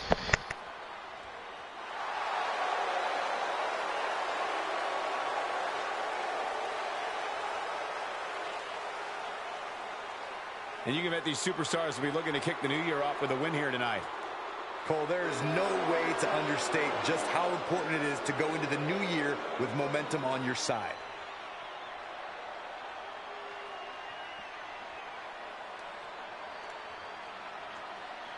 And this battle royal is underway. Eliminations occur until there is only one superstar remaining. Michael, you need to have eyes in the back of your head during a match like this. And it probably wouldn't hurt to have him on the sides, too. Now Storm reverses it. Catches a leg. Well scouted by Charlotte. Right in the breadbasket. Able to interrupt the attack. Tilt-a-whirl head scissors. Expected that one. Spine buster. Could lead to a big-time win. Stops Ripley's attack. Kick to the gut. Didn't go as planned there. Mounting.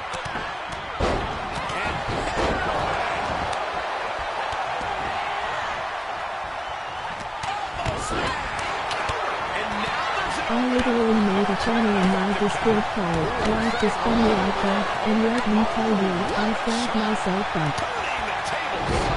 Nicely done. Oh, that backfired. She's forced out of the defensive net. Knife edge chop. Front thrust. Led by the turnbuckles. Impressive counter. Each superstar trying to stay a step ahead. Good contact.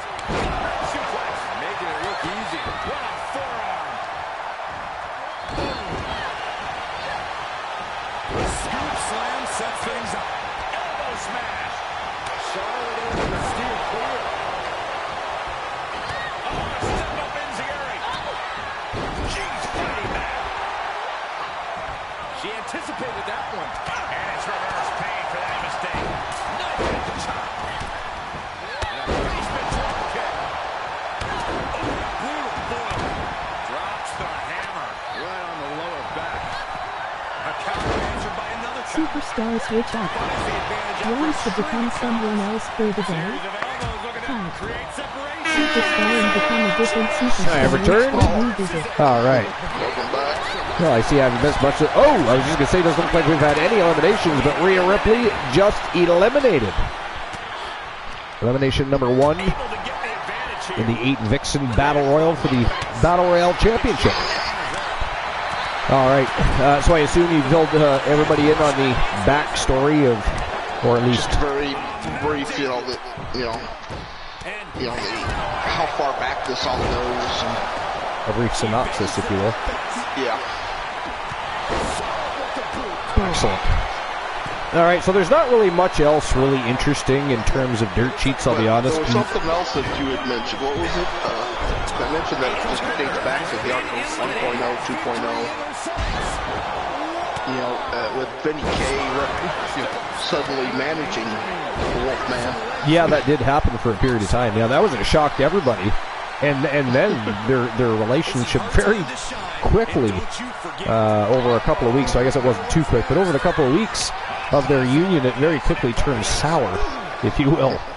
So, which of course started the whole rivalry off to begin with, and led to months and years, if you will, of rivalry and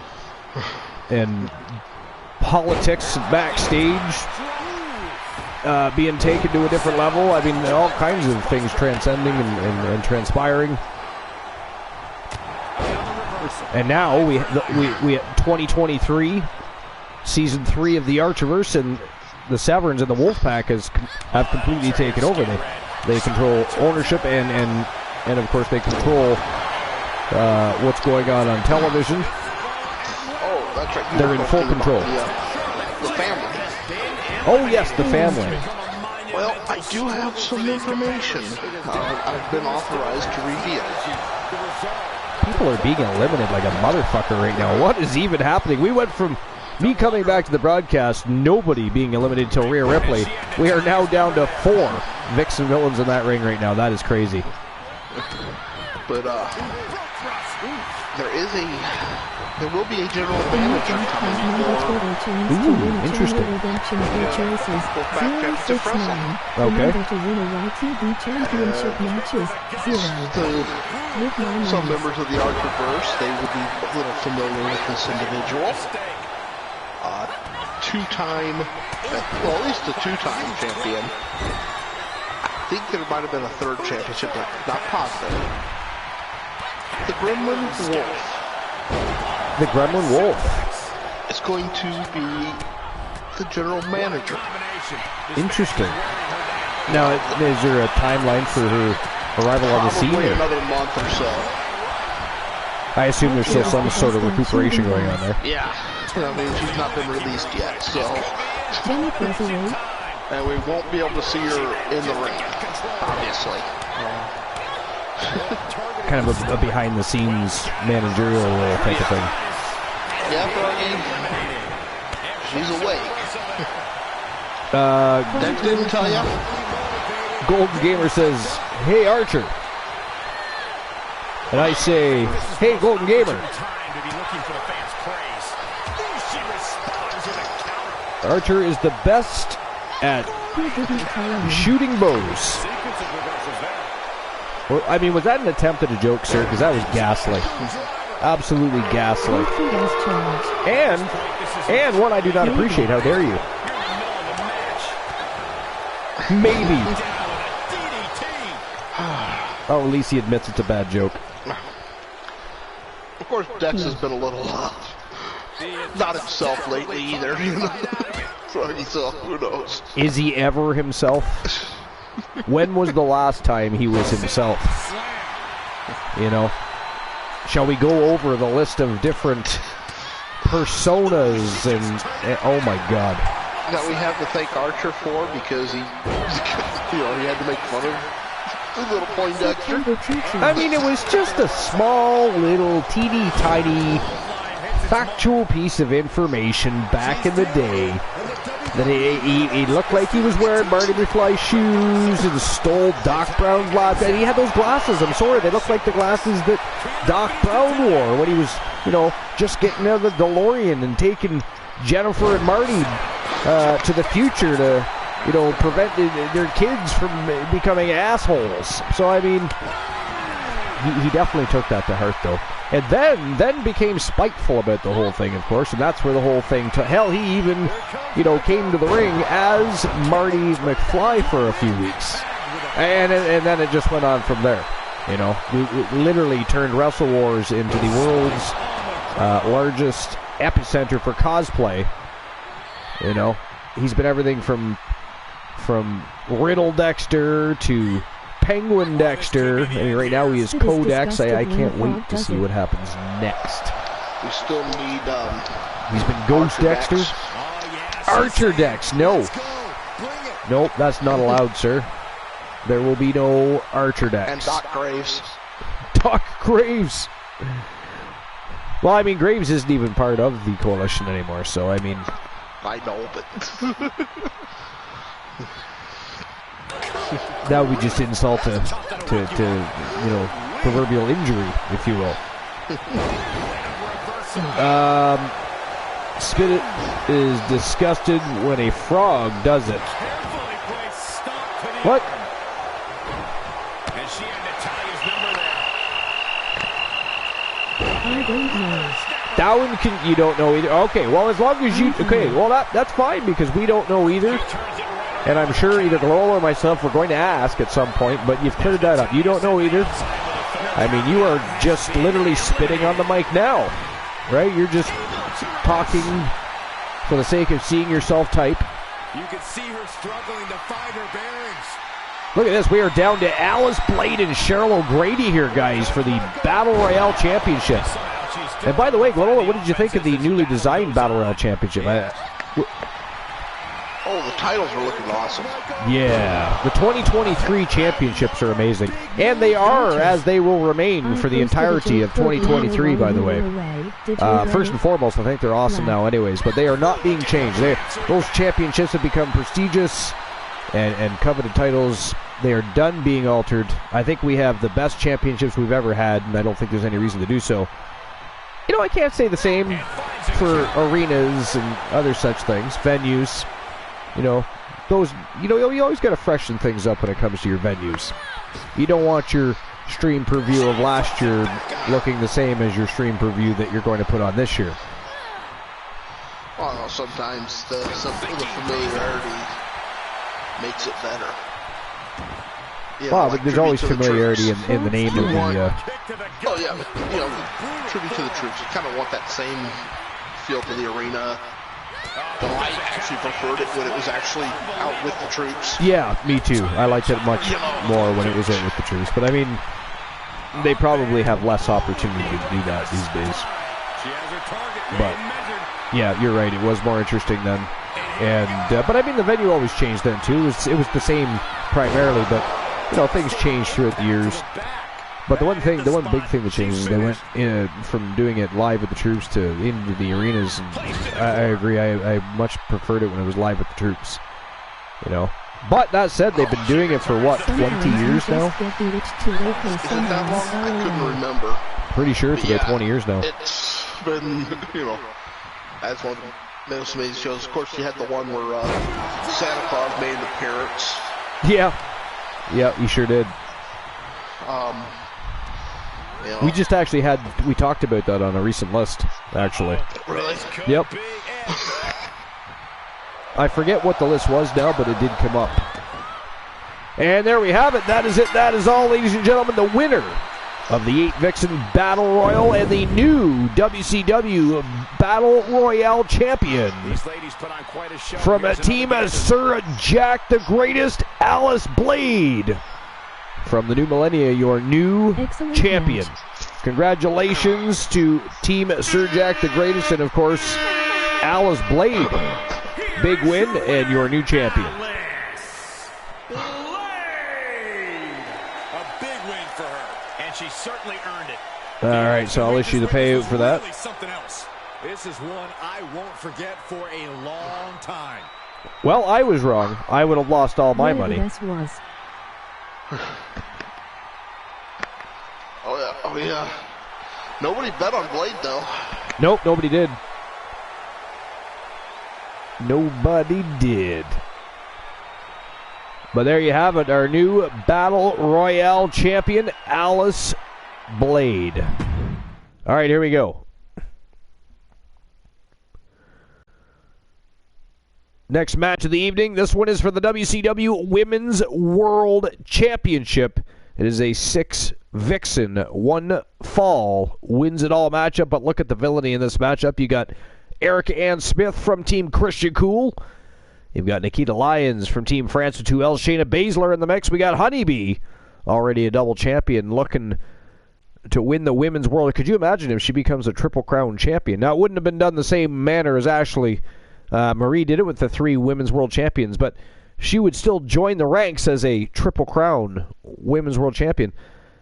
We got Britt Baker, DMD. She's the reigning defending, or was the champion at the time of the titles being vacated and exploded. And then, of course, we have Mia Yim throwing her name into the mix. WCW Women's World Championship on the line. Glenolo, what do you think? I'm going to open up the betting line, but what do you think? Who wins this match? Who walks out Women's World Champion? Well, in this case, I'm going to go with Britt Baker just because of the showing she had Sunday night.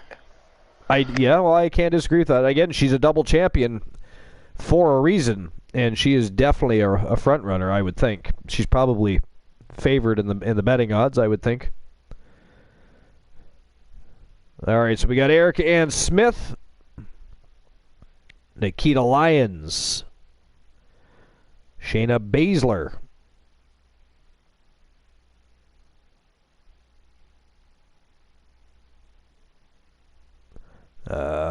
we got Honeybee,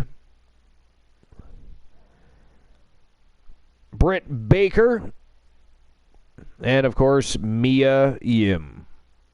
Oh, sorry, that wasn't Sunday night that championship was. That was, what was it, Friday night? Last Friday? I don't know, it was last week. Sunday night was the new jackpot number for a chance to win a channel tournament. Redemption of your It choices. was, yeah. 069. I forget when the other one was. So it's one before that. I can't remember if that was on a Friday or not. Why the I'd have to go back and look.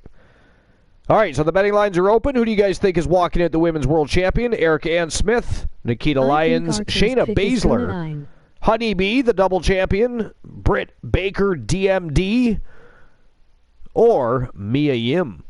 You got 5 minutes to make your choices, but it is showtime and go time for the WCW Women's World Championship. Let's go.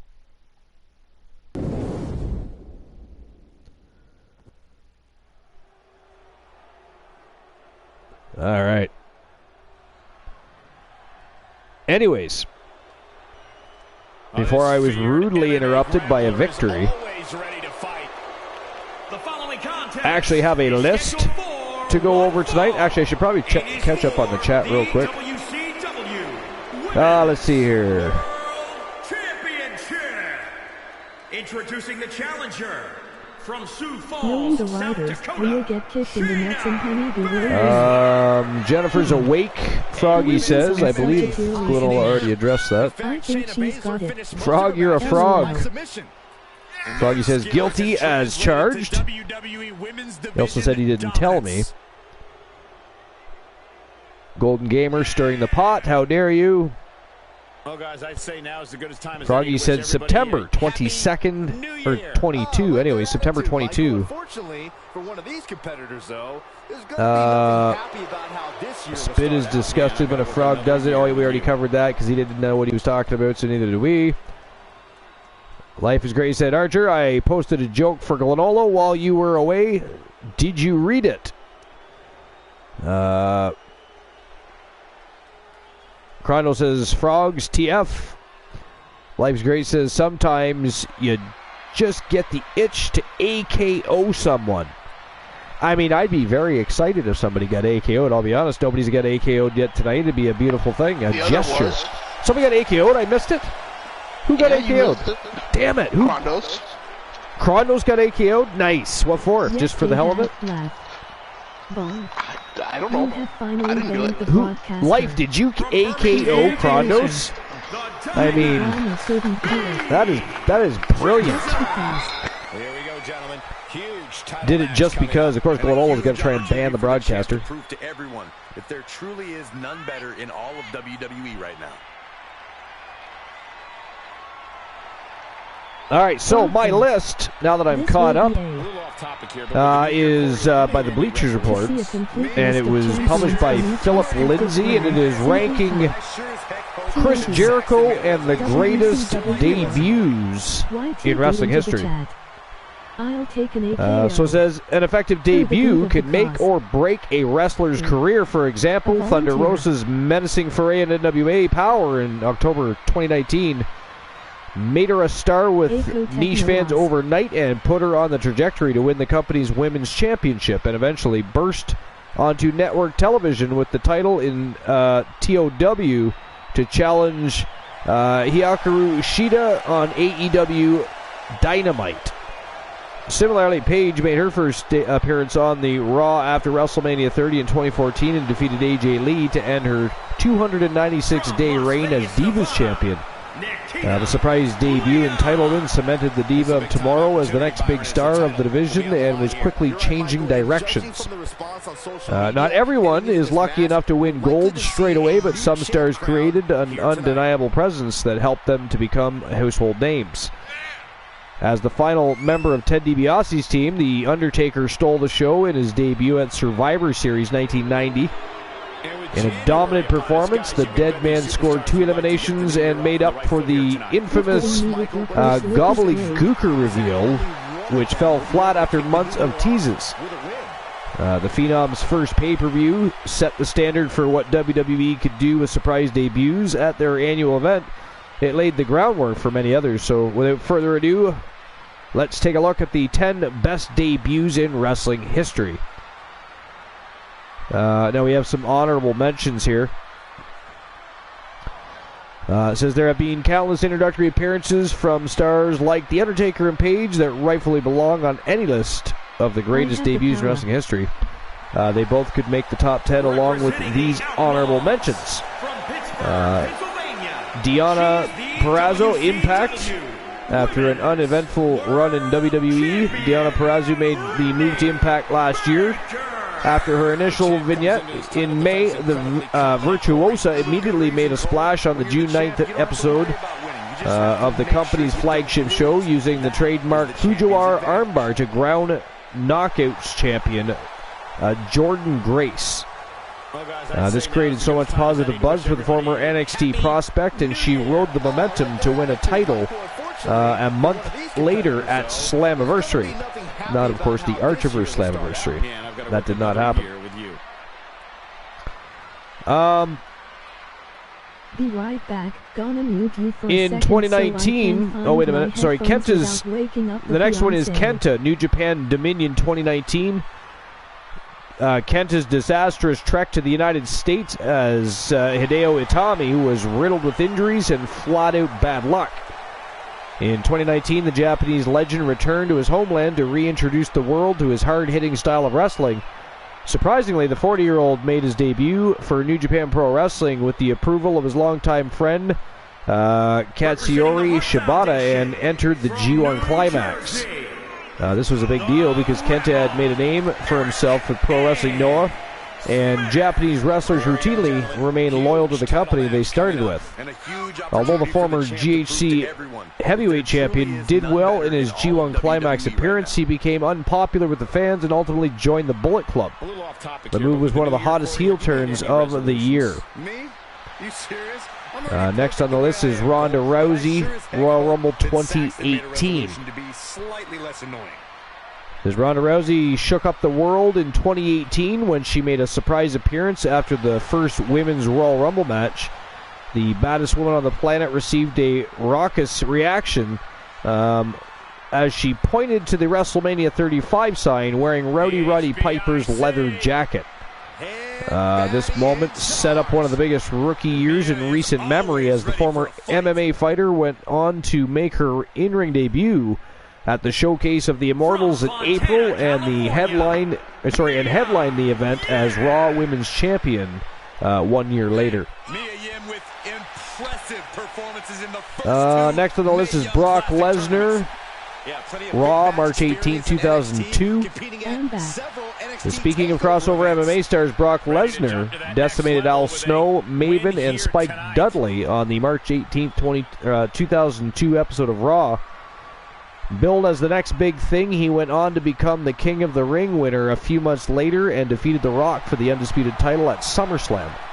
The youngest WWE champion has had an illustrious career since accumulating world title reigns. Next on the list is Finn Balor. NXT WWE Draft 2016. This is Prince DeVitt. Maybe one of the most influential wrestlers of the last decade as the founder of Bullet Club. As such, his leap to the U.S. was bound to be successful. In September 2014, Finn Balor joined NXT and teamed up with another big name from Japan, Hideo Itami, to create his dream team of stars from New Japan Pro Wrestling and Pro Wrestling Noah. The rest is history. Balor became extremely popular as the NXT champion who guided the development brand into its formative era. Then he had a second debut of sorts on the main roster as the 5th overall draft pick in the 2016 WWE Draft. On that night, the newest member of the Raw roster defeated Rusev, Cesaro, and Kevin Owens in a fatal 4-way, and Roman Reigns in a one-on-one match to become the #1 contender for the Universal Championship. At SummerSlam, the extraordinary man bested Seth Rollins to win the newly established title. And of course, the rest is history after that, because he ended up having to vacate that title. Because he had become injured, right? So,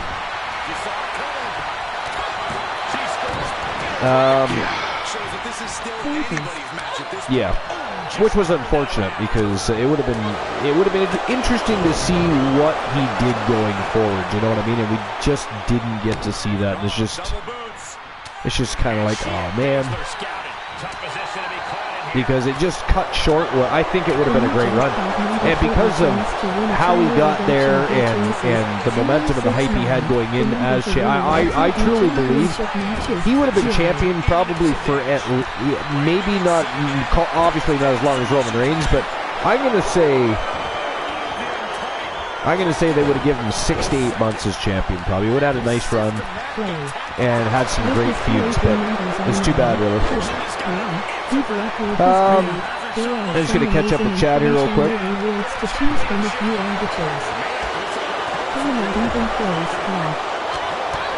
Actually, I don't think I've missed anything in chat.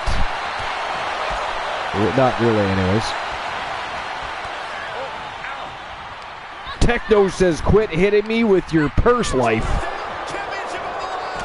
Life says, I have the power! And then Life says, BRB, gonna mute you for a sec so I can find my headphones without waking up the fiancé. Understandable. Glenol is very loud. I mean, we try to contain it, but it is what it is. He's very needy and wants attention. I'm sorry. Life says, I'm back. Welcome back, Life. Life says, oh, tape keys. What? Tab keys, tape keys. What says you, Life? How dare you be confusing?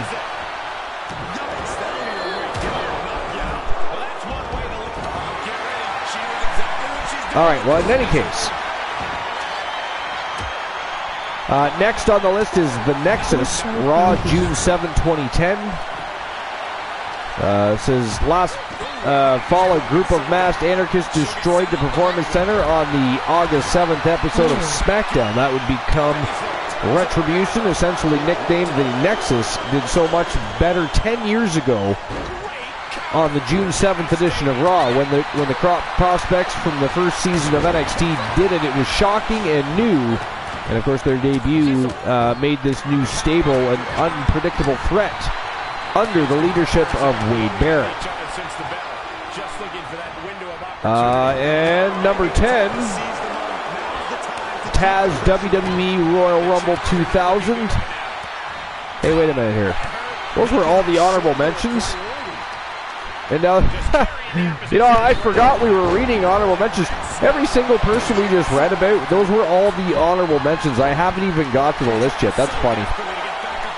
That is freaking hilarious.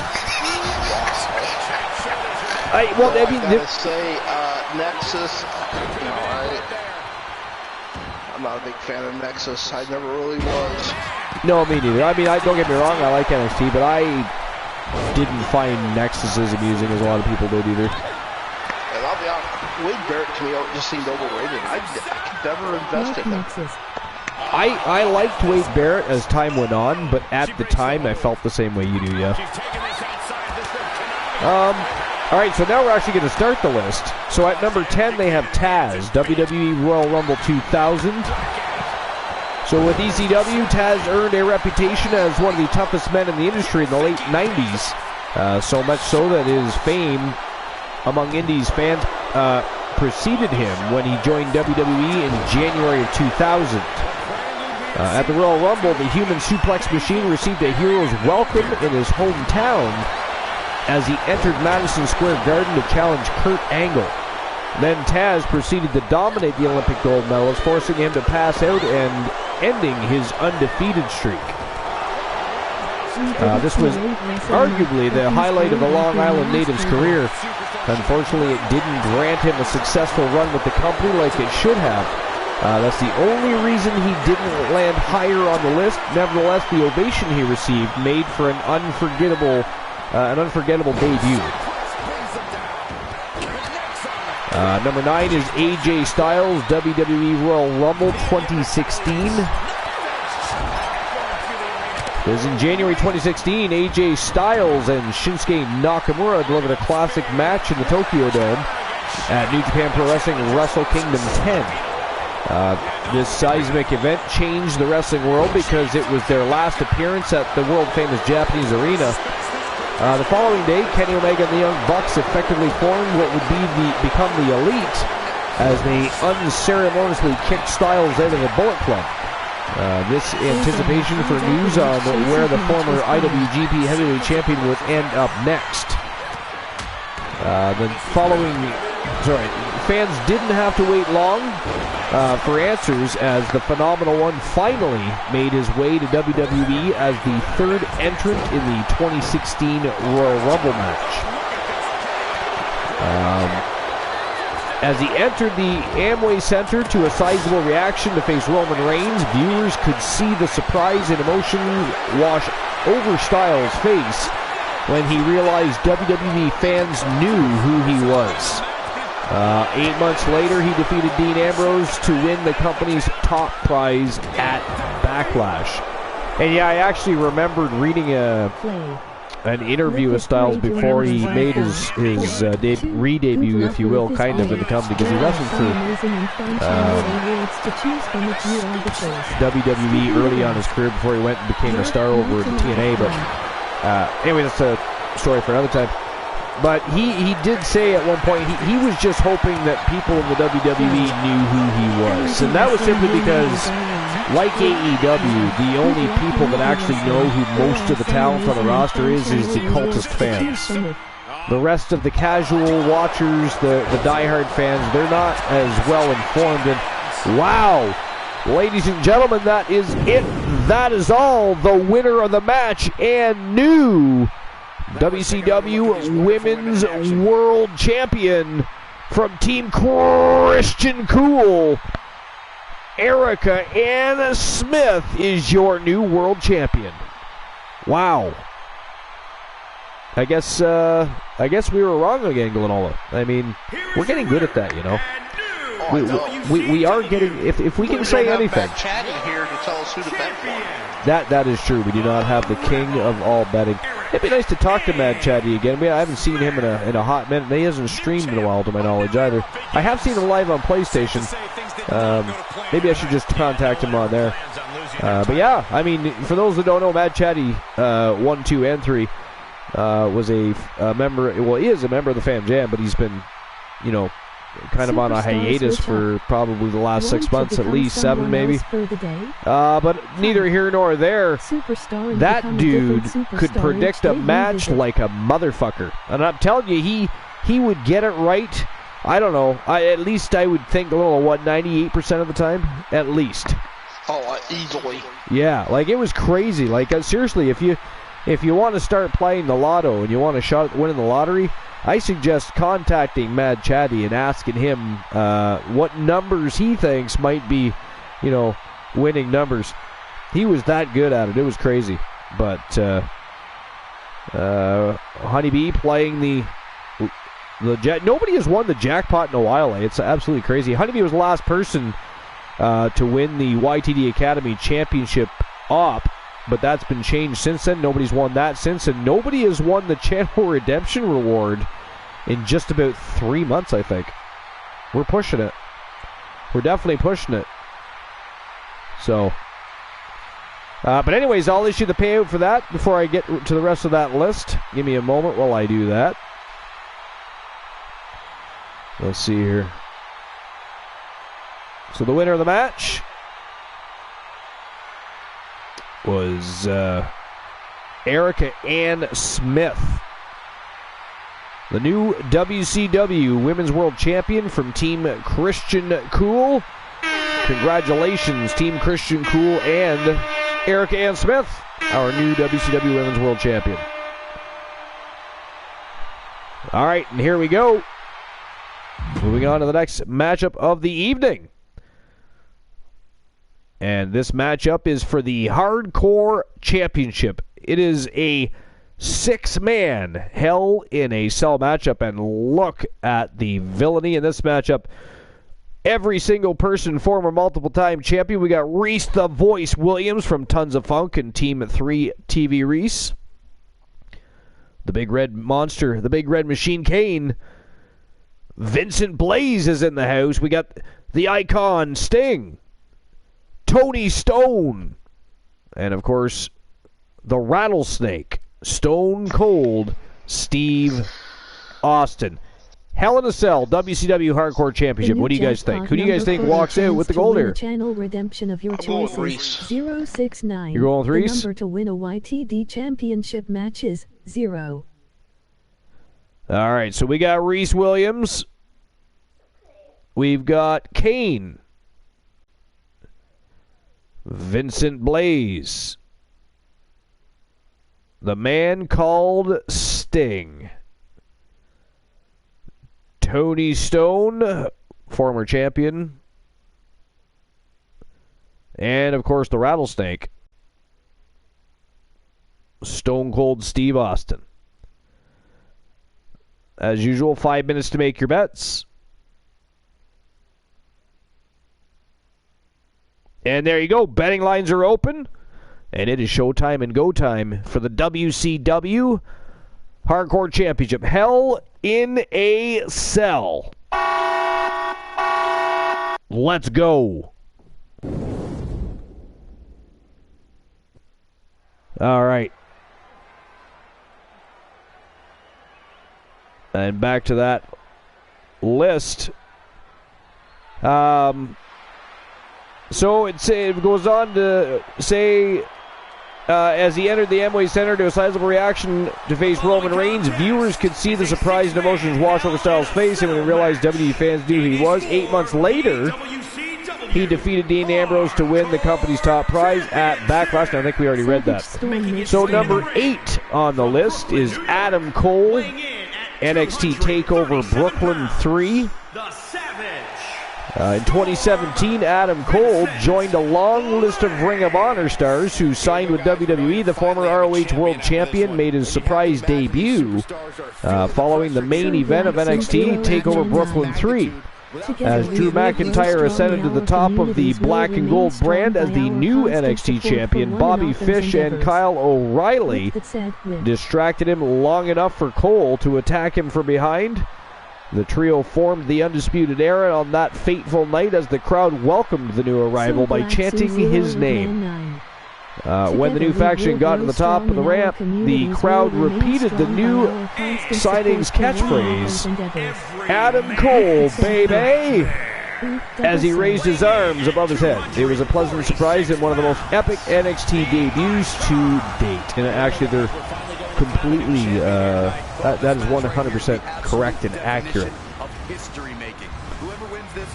Number 7, The Shield, WWE Survivor Series 2012. See, now here's the thing, and I'm sure they're going to tell some great anecdotes involving The Shield here in a moment when I go to read it and inform you of what actually it does detail about the group. I was never a Shield fan. WCW or I just wasn't. I knew that they would all be going on their own at some point. I knew that Dean Ambrose was the weak link, right? I knew Reigns would get a push before I knew that Rollins would get a push before Reigns, but eventually they'd be both riding high. You serious? Right now, Roman Reigns on top of the wrestling world, for that matter. But as a group, the Shield, we keep reading these articles of how they're one of the best factions of all time. Can somebody please tell me? Can somebody please inform me which long-standing rivalry and feud and matchups it was, and against whom, or a multitude of whom, they faced to suddenly become considered one of the greatest factions of all time? Because when it comes to D-Generation X, when it comes to the Four Horsemen, when it comes to Demolition, Legion of Doom, the Hart Foundation, Strike Force, the Killer Bees, the British Bulldogs, the Islanders, the Head Shrinker. I mean, the list goes on. I can tell you big moments involving those teams. I can tell you some of the great spots in their championship matchups they had in the past.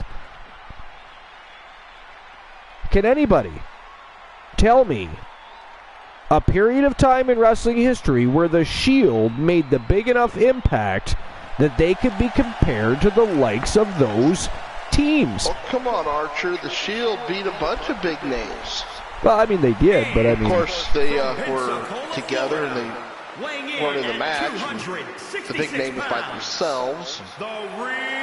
And then they all turned on one another, so there's that too. So I guess they can add themselves to that list too. But I'm not hating on the Shield, right? I know. I was not a huge Shield fan, and then when they started working with BM Punk, I just yep, I'm totally uninvested in this group. My name is Gold Gamer, and I'm cute. I'm going to guess that Golden Gamer has been hacked by his missus. Or one of his offspring, perhaps. That could be. You never know. Froggy says that's a good point, too. Froggy's correct. We never really saw the Shield either. Right? It's not like they wrestled. It's not like they were... I just don't think they didn't make that big of a mark in tag team wrestling or as a faction, I don't think.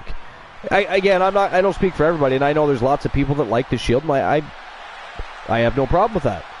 That's the beauty of professional wrestling, right? It's the beauty of it, the diversity and the... I'll be honest, the Shield, individually they got some talent. Oh, yes. Don't get me wrong.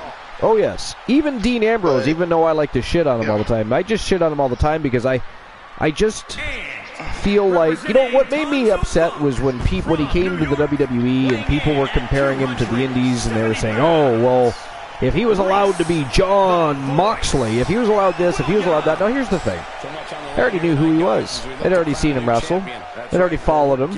I thought he was an entertaining wrestler. He was one of the better people on the independent scene, right?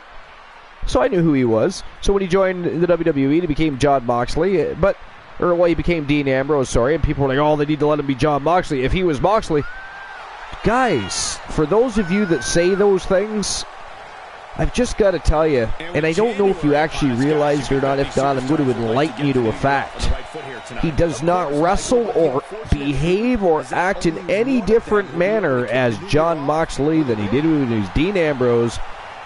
He wrestles the same. He uses all the same maneuvers, finishers, taunts, mannerisms. I mean, nothing is different. Nothing. But anyways, but yeah. So that always annoyed me, first and foremost. But I just find John Moxley, compared to Roman Reigns, and compared to the body of work we've seen from Seth Rollins, I find Moxley lazy. And I think that he takes a lot more breaks from the ring than he should. I mean, he is no Hulk Hogan, he is no Shawn Michaels, he is no Reigns, no Rollins, but yet he takes breaks like he thinks he can come back at any time and still be at the top of the food chain, and people are going to, just accept the fact that he just takes off whenever he wants. And I understand that's why some people like leaving WWE and going to work for other companies, because, you know, other companies tend to give WWE superstars that kind of capability. But is Jon Moxley really one of those people that you think should just go missing from television for months at a time? When he is on TV, he delivers very little. Right? You know what I mean? Locked inside this massive I don't know. superstars have no choice but Again, just my opinion. You know, if somebody disagrees with what I'm saying, I have zero problem with that. You guys are welcome to disagree. Matter of fact, I invite you to disagree. I challenge you to disagree if you must, because it's a very healthy thing. The only thing I might judge somebody on it disagreeing is that CM Punk is overrated and needs flushed. I mean, CM Punk is overrated, you know? I can admit that the man has talents in different areas, but he never excited me as a professional wrestler. He didn't, he's... And Glenn Ola and I have talked about there's nothing wrong with what I'm about to say. Like, he's very slow and methodical is what I'm going to say. Other people have made that work, but it depends on your wrestling style, and CM Punk does not have a skill set that warrants slow and methodical, because the way he goes about things, it just becomes boring. And when you're in a squared circle, and the best aspect you have in that ring is your vocal ability, what does that? I mean, I don't know. I just don't know. He's overrated for me too. I was never a big fan. I did not like the fact that he held the title for so long in WWE. On and on. But anyway. Sorry, I really should stop bringing his ass up, but... I mean, actually, I find it quite amusing, and I think other people enjoy listening to you trash CM Punk. To be fair, I don't think anybody's going to, complain when you're trashing him. I think especially these days, especially after what happened with the AEW media scrum, even though there's some articles here and there coming up with friends of his and other things saying that, maybe he wasn't so in the wrong with the whole thing, we didn't enjoy it as wrestling fans. The casual fans probably didn't give two shits. They probably maybe even enjoyed most of it, but the diehard wrestling fans didn't enjoy that. It was very taboo. It was grotesque, I think, at best, what happened. It should not have happened that way. That whole situation was just as bad as Sasha Banks and Naomi walking out on the fans. Literally millions of fans worldwide, by the way. Turn their back on the fans, the people that made them who they are today. I don't know. Glow, you got anything to add to that? That's the thing. I see it almost as a trend starting to develop. Right? And it sickens me. Yeah. Yep, me too. Alright, so before we trash too much on CM Punk, or toss too much trash on CM Punk, so I meant to say. Let's get back to my list here. Number 7 on my list again was The Shield. That's what, of course, led us to going on and ranting about Dean Ambrose, The Shield, then the CM Punk. But anyways, WWE Survivor Series 2012. So, Sierra Hotel, India Echo Lima Delta. The Shield is easily one of the greatest wrestling stables of all time. See what?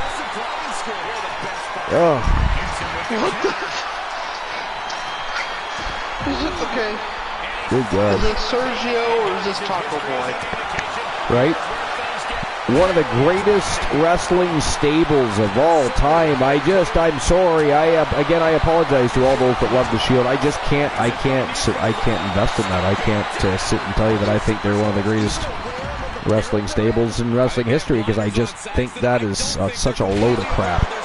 Such a load of crap. But anyway, I'll continue to read it anyways. So, the dominant trio of NXT call-ups debuted at Survivor Series 2012. During the main event, the Hounds of Justice came out of the crowd and swarmed on Ryback, pelting him with punches and kicks. Finally, they triple powerbomb him through the commentary desk to help CM Punk retain his WWE title.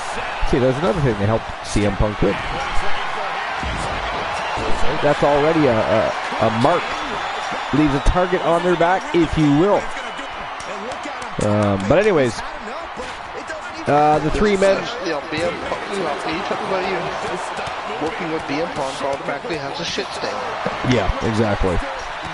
So the three men went on an incredible run together and eventually became fixtures in the company's world title picture as singles competitors.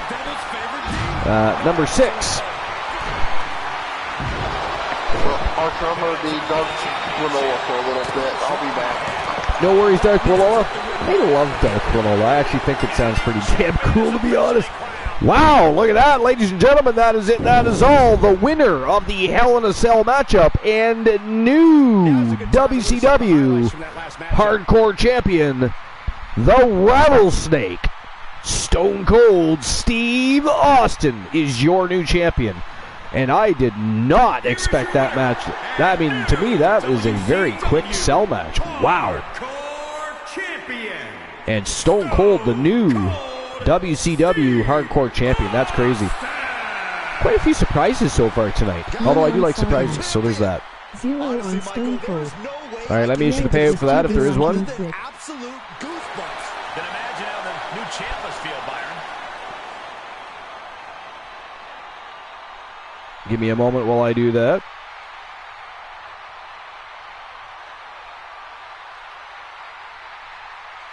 There we go. Stone Cold is the victor. 2020 Archer vs. Bucks being distributed. And here we go. Next match of the night. And we are officially in the championship rounds. And again, for those that are newer to the Archiverse, the championship rounds are the final 3 matches of any card, whether it be a stream preview or one of our regular shows. And, of course, people do tend to open the betting lines for the other matchups. But the final 3 rounds of any card are always opened up by management themselves. They open their big fat wallets and give you an opportunity to bet on the final 3 matches of any night. But as I said, people do tend to open the betting lines so they can bet on other matches as well. But what I think we're going to stop doing is opening them all at once. You know, I think it better serves a purpose if people actually want to bet on matches, they're going to request betting match, you know, opening those betting lines as we go, rather than having any one person open them all at the same time. You know, maybe open 1 or 2, but then, you know, have other people, you know, participate and open those betting lines and get people betting. Other than that, people will wait for the championship rounds, again, the final 3 matches of any card. It's a practice we used to actually utilize, and I think we're going to go back to. People will always have an opportunity to open betting lines, don't get me wrong. But I think what we'll stop doing is, because I did remove that one. There used to be a redemption where you could open up all betting lines as opposed to paying for each and every one of them. But then I got rid of that. But I think what we should do is maybe I'll put a cooldown, a limit 1 per person. And of course 1 usage per show. That way, a different person has to open the betting line each and every time if they want it open. Otherwise, people wait until the championship rounds where they'll be opened for them, and you can simply bet on the last 3 matches. I think is what's going to happen. And again, I do believe we are moving Wrestle Wars to Tuesday, and we will start that effectively this Tuesday. For now, I won't change my schedule until we see how that goes, just in case everybody decides they prefer Wednesdays. We'll see how it goes. I think it's a fantastic idea. Again, I think it benefits both YTD Academy and Wrestle Wars, and also Starrcade. Gives you that anticipation, that gap between the shows, and gives us a lot more time to have some fun at YTD Academy in between. So I think it's a good idea, but it is up to you guys ultimately. We'll try it out. We're going to have Wrestle Wars live Tuesday night. And if you guys don't like that evening and you want it back on the regular time slot, we will put it back. No hesitation. As long as it's, of course, if it's not if any one person, but if you guys as a group decide you prefer Wednesday nights for Wrestle Wars, then that is simply what it will be. But we're going to test run it, see how it goes. Again, I think it's a great idea. I think it will pick up business for Wrestle Wars and Starrcade, and it will do wonders for YTD Academy, which is already booming. I think it'll boom it that much more. But we shall see. Anyways, without further ado, let's get to the next match of the night. For the WCW World Tag Team Championship, it is a fatal four-way tornado tag team matchup for the titles. One fall wins it all. Who can do it? Who can get to the top of the food chain here tonight and take home those tag team titles? War the Machine in the house with, of course, his partner in crime, the Omega, Marshall Omega. Public Enemy, the Steiner brothers, and, of course, the reigning defending champions, Weapons of Mass Destruction, Big Bubba Bruno, and the man called Drek. This is going to be one hell of a barn burner, but who do you guys think walks out with the tag team championships?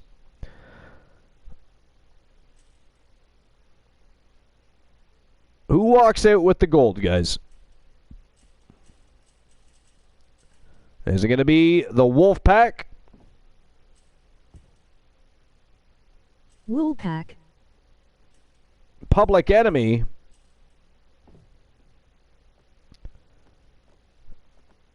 The Steiner brothers? Or Weapons? The reigning defending champions. You have 5 minutes to make your bets. Now remember, this is one fall wins it all, and it is going to be pandemonium and chaos in there. Don't blink, you could miss the entire thing. But there we go, the betting lines are open, and apparently I gave you guys 10 minutes to make your bets. I'm feeling generous, what can I say? But without further ado, it is showtime and go time for the WCW World Tag Team Championship. Fatal four-way tornado tag team action. Let's go.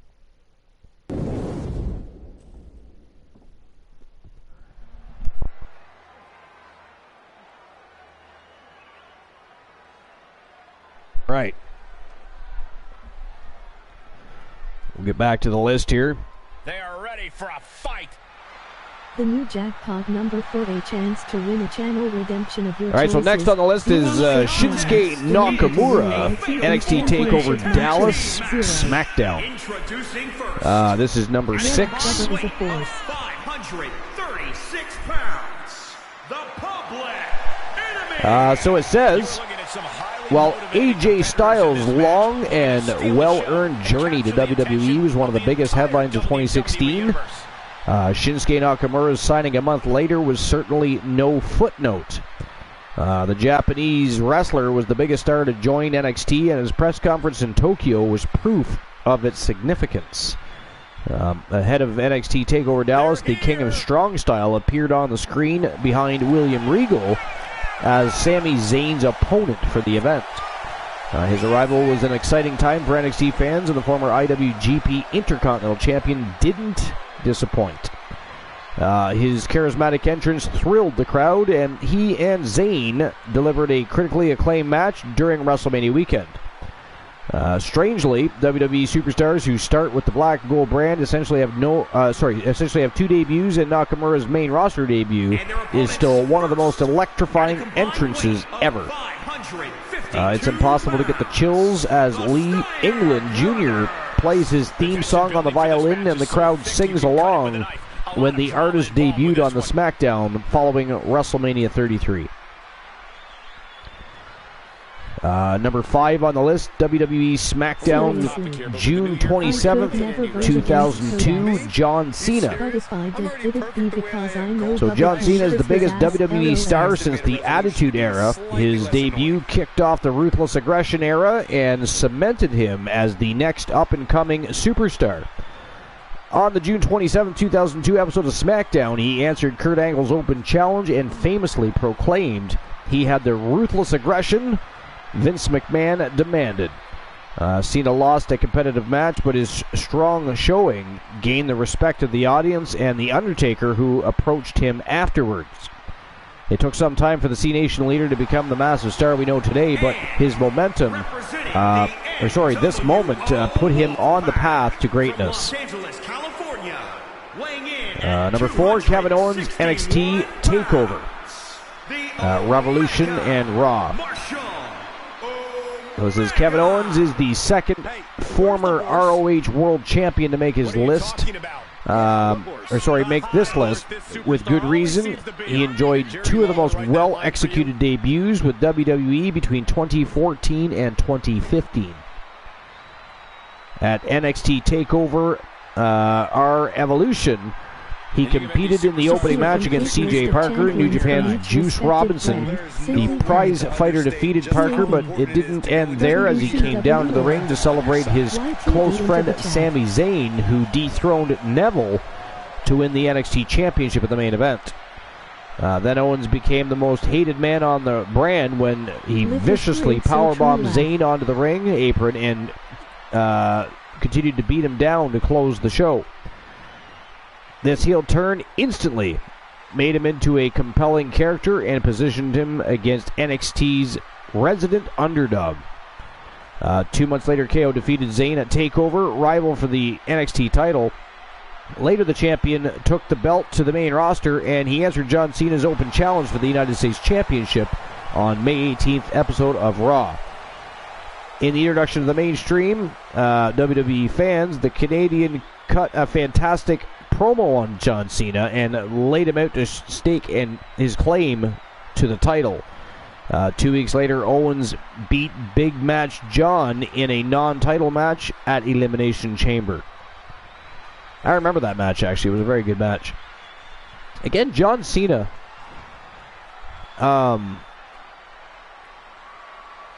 aside from other superstars, but I mean, he is one of those guys that there are just certain matches in history you watch, and again, I've said it before, you think, why can't you do that all the time? Because he's had some really great moments, and then he's had a lot of what I call the complacency moments, where it was just something he did habitually. Like, I don't know. I never hated Cena as much as some people did, but then again, I never liked him as much as some people did, so there's that. So anyway, number 3, Jon Moxley, AEW Double or Nothing 2019. So in 2019, Dean Ambrose stunned the WWE Universe when he finished up his contract and left the company he called home for the better part of a decade. On May 1st, he reemerged online as Jon Moxley and became the hottest free agent in the industry. I don't know about that, but on the May 25th, Mox made his surprise debut as All Elite Wrestling's first pay-per-view event, Double or Nothing. The deathmatch enthusiasts received the loudest pop of the night as he stormed through the crowd and attacked Chris Jericho and Kenny Omega. Now, this may seem like recency bias, but the crowd reaction for Moxley was out of this world. His arrival gave AEW the boost in star power it needed ahead of the premiere Dynamite a few months later. The new company had its share of positive buzz, but the addition of the 35-year-old was a major shift that defined it as an alternative for fans and wrestlers in the U.S. I mean, I guess at one point, it's exactly what they seemed like they were, but I don't know. There's just so much wrong with that company right now. Politically, you know, all of it. I don't know. I am not a big AEW fan these days. Let's just put it that way. I think we can all agree on that. Guys, I'd say now is as good a time as any to wish everybody a happy New Year. I like that attitude, Michael. Unfortunately, for one of these competitors, though, there's going to be nothing happy about how this year will start out. Yeah, and I've got to work another year with you. All right, so number 2 on the list is Kane. WWE Bad Blood in Your House, 1997. I'm trying to remember that match, actually. Things are going to get frantic fast. Kane, Undertaker, Shawn Michaels, Hell in a Cell. Kane comes down the ring, rips the cage off. Yeah, that's not what I was trying to remember. I was just trying to remember exactly the details of what went down once you know, inside the ring. I knew what that was. I mean, and it doesn't surprise me that it's on the list for that matter. But well, you know that I know Tombstone tape. After a stare down, if I recall, I'll actually have to find that match. I've got the Undertaker box set. I believe you're right about that, yeah. You know, it was like, Taker's face, and had this look on there that, at that point you never thought you'd ever see The Undertaker with this look. It was almost a terror in his face. And then have this monster rip the door off. So The Undertaker. Big moment. He's taking some good hits. What a counter. No pun intended there, but it was a big moment in wrestling history. One of the greatest moments. Pure simple. I mean,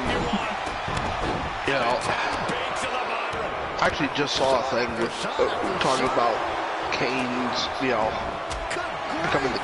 becoming Kane, and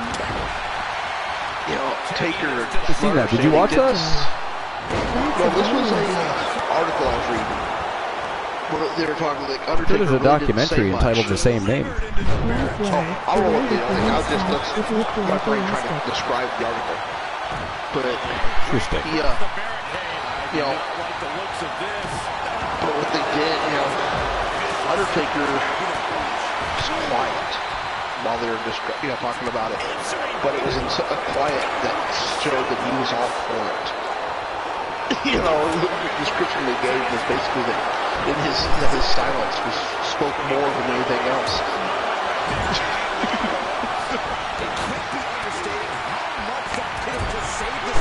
Now, so did you know who Kane was before he was Kane? No. When I first saw Kane, no, I had no clue who this guy was. Okay, so you didn't put two and two together that he was. I was full kayfabe with it, Oh, okay. I knew. Well, I mean, lots of people were. Undertaker's brother being brought in by the pallbearer. Actually, the only way I did find out that he isn't actually Taker's brother, because if you look at him, they can easily be brothers. They kind of, sort of, do have a bit of a strange resemblance, but yeah, I knew they weren't real brothers. Yeah. The only way I found a lot of people didn't know. Actually met somebody that trained with the Undertaker.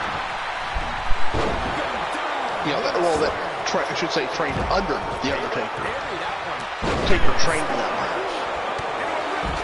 He's the one that told me. Thing is, he ain't even a wrestling fan.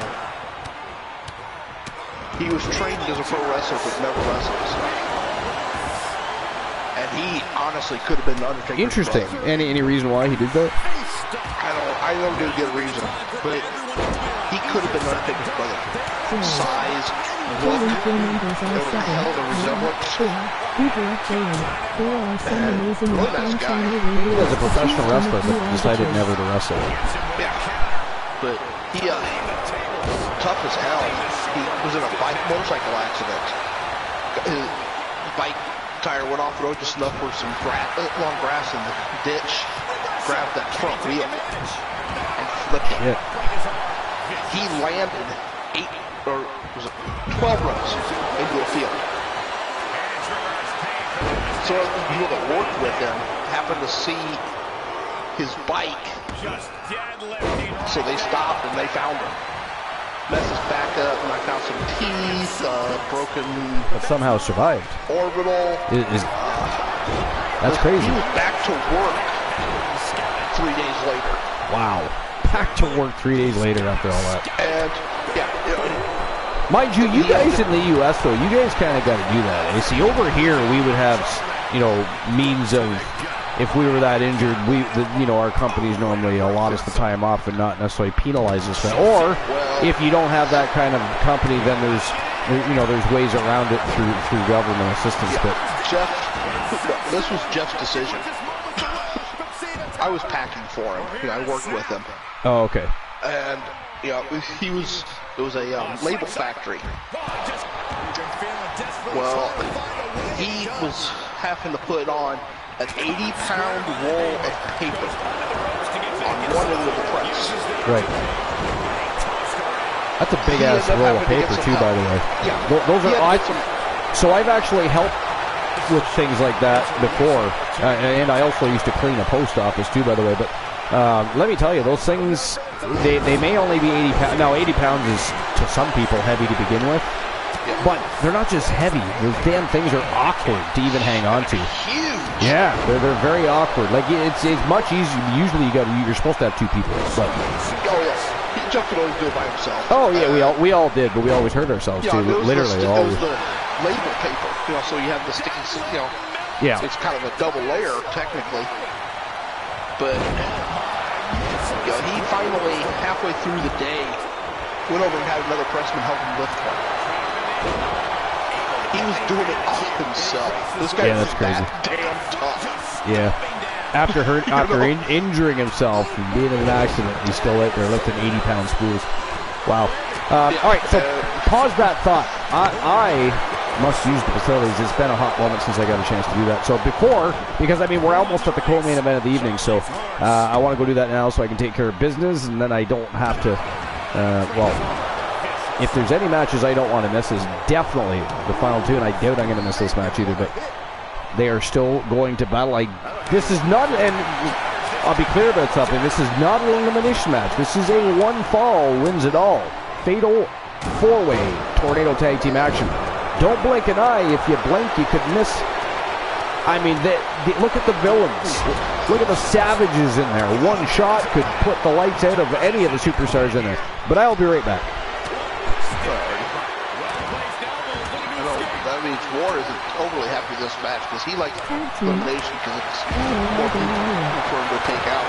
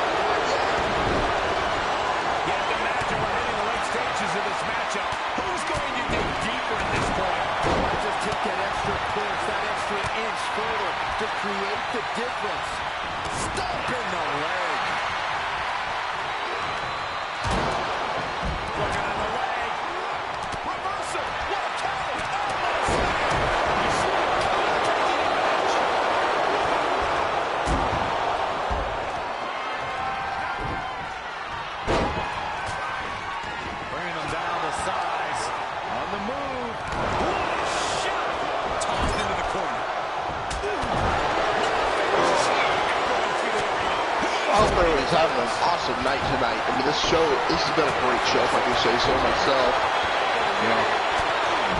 Sports Archer always sets up an amazing card. One with the Wolfman.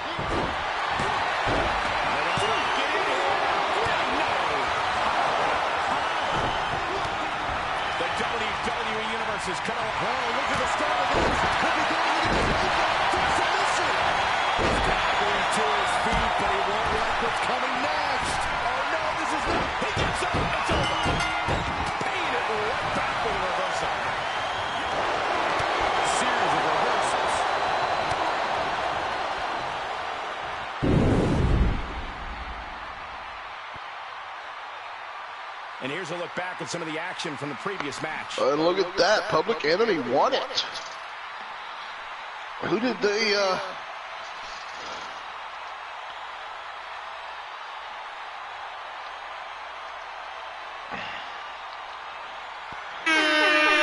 Whoa. Whoa! What the hell? I mean, that was a full-on war. I wasn't gone that long. I mean, I did. No, you weren't. I did give it a little extra shake. You know, I just felt the necessity to do so. I feel good too, to be fair. But what the hell? I'm not even sure who got pinned. Well, neither did I, because I wasn't here. So there's that. But ladies and gentlemen, the winners of the Fatal 4-Way Tornado Tag Team matchup and new WCW World Tag Team Champions from Team Boss Apollo and Team Titan G, Bishop B. White and Demon Razor. They are Public Enemy, and they are your new champions. Wow.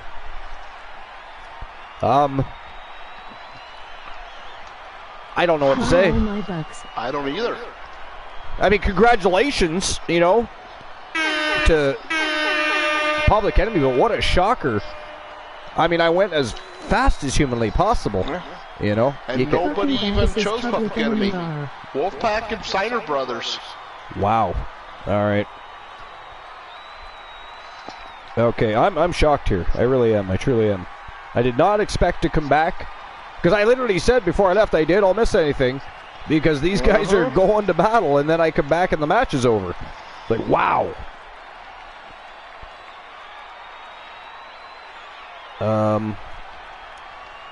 All right.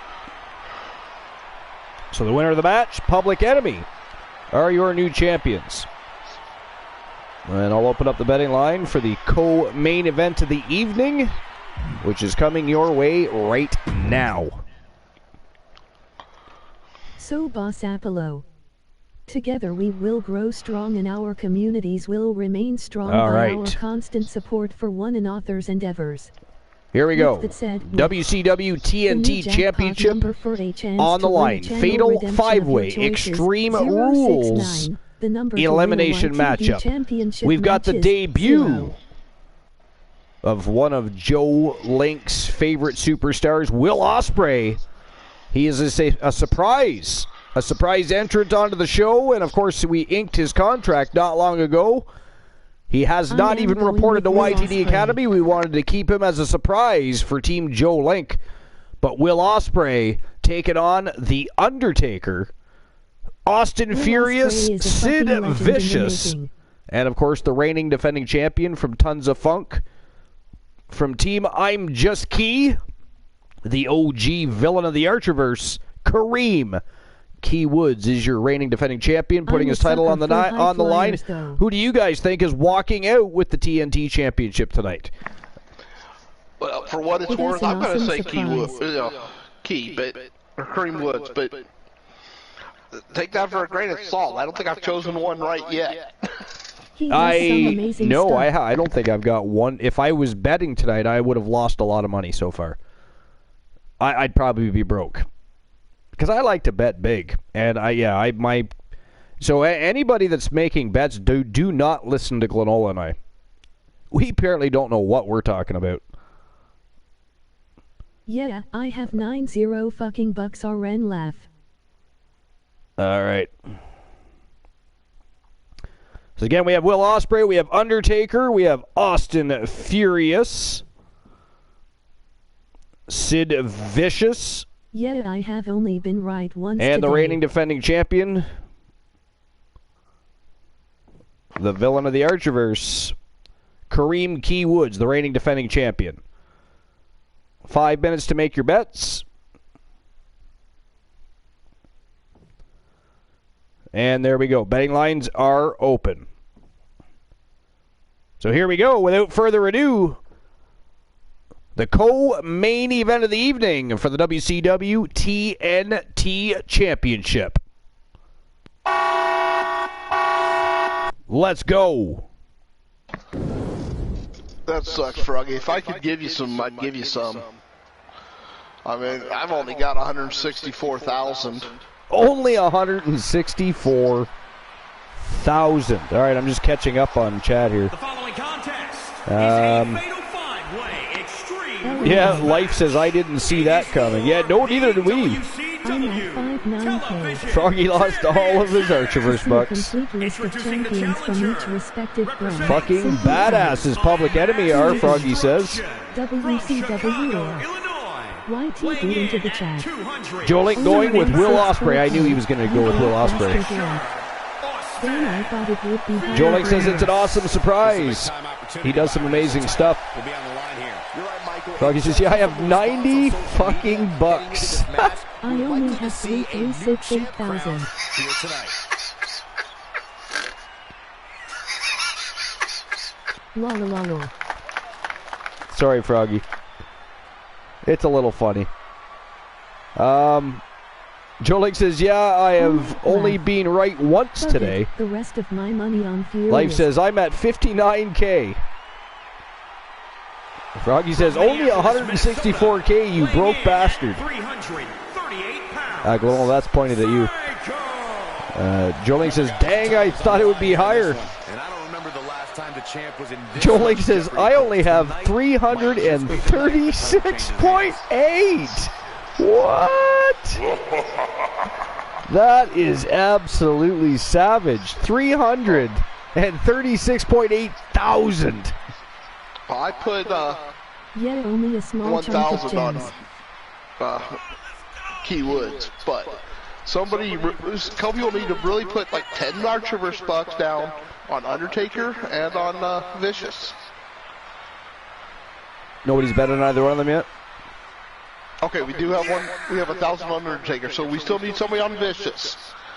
This way, even if the one of them win, you get a payout. That's what, no matter who wins, there'll be a payout. That is true. That is true. And why sleep on some of these savages? I mean, we've already had surprises tonight. Yeah, right? Even 10 Archerverse bucks, you still win, a good amount. I mean, I think the surprises started, to be fair, Sid is the only one who nobody has bet on. I have at YTD Academy today.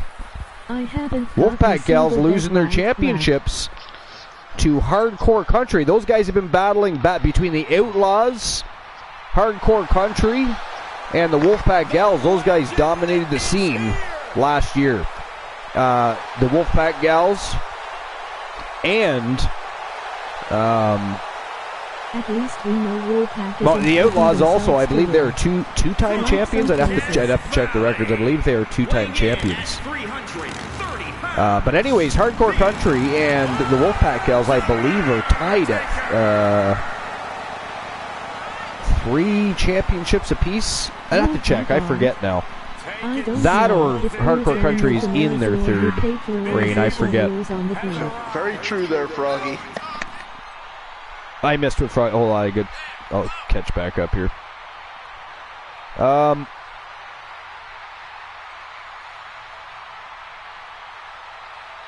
If I get the rest of my money on Furious. Wow, he put all his money on Furious.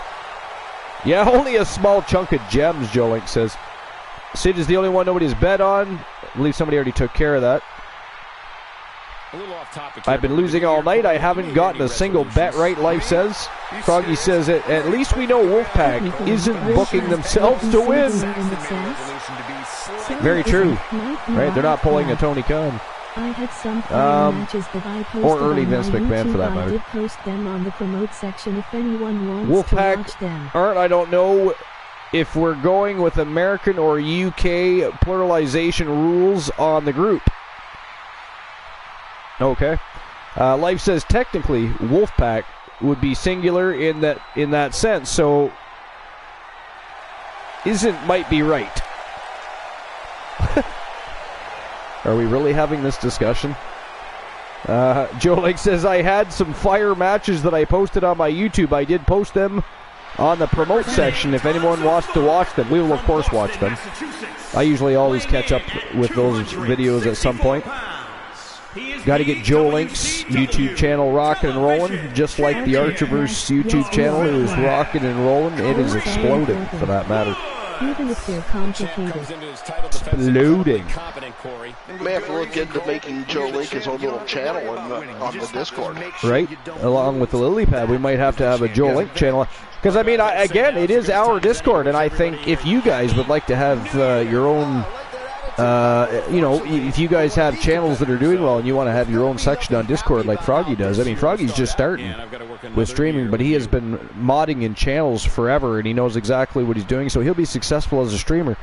You know, he has his section. You know, we have a section that, I mean, first and foremost, Froggy, Joe Link, Christian Cool, you know, Boss, Glenola, and I, we get together and discuss what we would like to see with the Archiverse, the future of the channel, etc. all the time. You know, so there's that too. So, but there's the lily pad where we get together and discuss things, where we don't necessarily want to share the information with the general public. And we don't have to use a voice chat all the time. It gives us a place. And plus, you know, it also leaves us a record. We remember what's going on for that matter, because we can go back and reference what we were talking about. But yeah, if you would like to have your own, I think Joe Link, if you would like to have your own section on the Discord, you are more than welcome to that. Are you serious? I'm already perfect the way I am, Cole. But I sure as heck hope that Saxton made a resolution. All right, Will Ospreay making his entrance. Let's see. I thought I was caught up. Apparently I'm not. Archer, yes we are. Words are important, even if they're complicated. The language is living and evolving. The rules are different with geography and dialect, but the group consensus is good. Alrighty then. It is good. I mean, who am I to argue that? If it is good, it is good. All right, let me get back to my list. I only have a couple left on it. Kane is the next on the list again. WWE Bad Blood. I was trying to remember exactly the details of that match.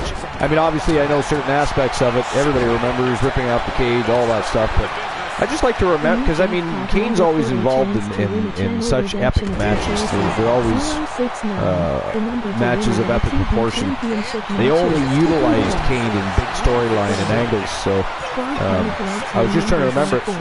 But anyways, so Kane is one of the WWE's greatest creations. Paul Bearer foretold the coming of The Undertaker's long-lost half-brother as revenge for murdering their family and setting their home on fire. For months, WWE built up this new character, and he finally made his debut in the main event of Bad Blood in Your House. At the event, the Big Red Machine interfered in the first Hell in a Cell match with Bearer by his side. His trademark theme, which opens with that iconic organ solo, set the mood as sauntered down to the ring and ripped off the door of the cell. Seeing Kane set the ring post ablaze for the first time as the lights came back on is the stuff that made most of us wrestling fans. The Undertaker is such an imposing figure, and watching someone stand toe-to-toe with him and leave him speechless gave the Devil's favorite demon an allure to the match, his visually striking look. Kane hit the dead man with his own tombstone piledriver, allowing Shawn Michaels to pin him and become the #1 contender for the WWE Championship. The recent Hall of Fame inductee enjoyed a mystique that was hard to manufacture after such a perfectly orchestrated debut. Fans can see its influence on The Fiend's debut match at SummerSlam over 20 years later, actually. Last but not least, #1 on this list is Chris Jericho. WWE Raw, August 9th, 1999, just before Y2K and the big... Yeah, that was awesome. And then, of course, there was the countdown, and there was the whole trying to break the code of who it could be, and it was a lot of fun. They did that very, very well. That was masterful. Oh, yeah, very, very. It was just very well done, very enjoyable. Well received, too, for that matter. So, during the Monday Night Wars, no one benefited more from jumping ship than Chris Jericho. The Canadian star left WCW in 1999, and it became no secret that he was a big free agent. For weeks, the countdown to the new millennium appeared during WWE programming, and it finally ran out on August 9th episode of Raw. Then the pyro went off, break the walls down erupted as the Chicago crowd immediately recognized Jericho. The man who has made a career reinventing himself bet on himself, and it paid off as he declared Raw is Jericho, as of course Gallola just proclaimed. It isn't easy to enter a war of words with The Rock, but the Ayatollah of Rock and Roll, a kind of memorable promo in this star-making debut. If you didn't know who he was, the crowd's reaction and his back and forth with one of the best talkers in the company made him a name to remember. Actually, Gallola, you should go look on YouTube and see if you can find that very promo between Chris Jericho and The Rock. Again, it'd be August 9th, 1999, Rock Jericho promo. You could post that right on the Discord for people.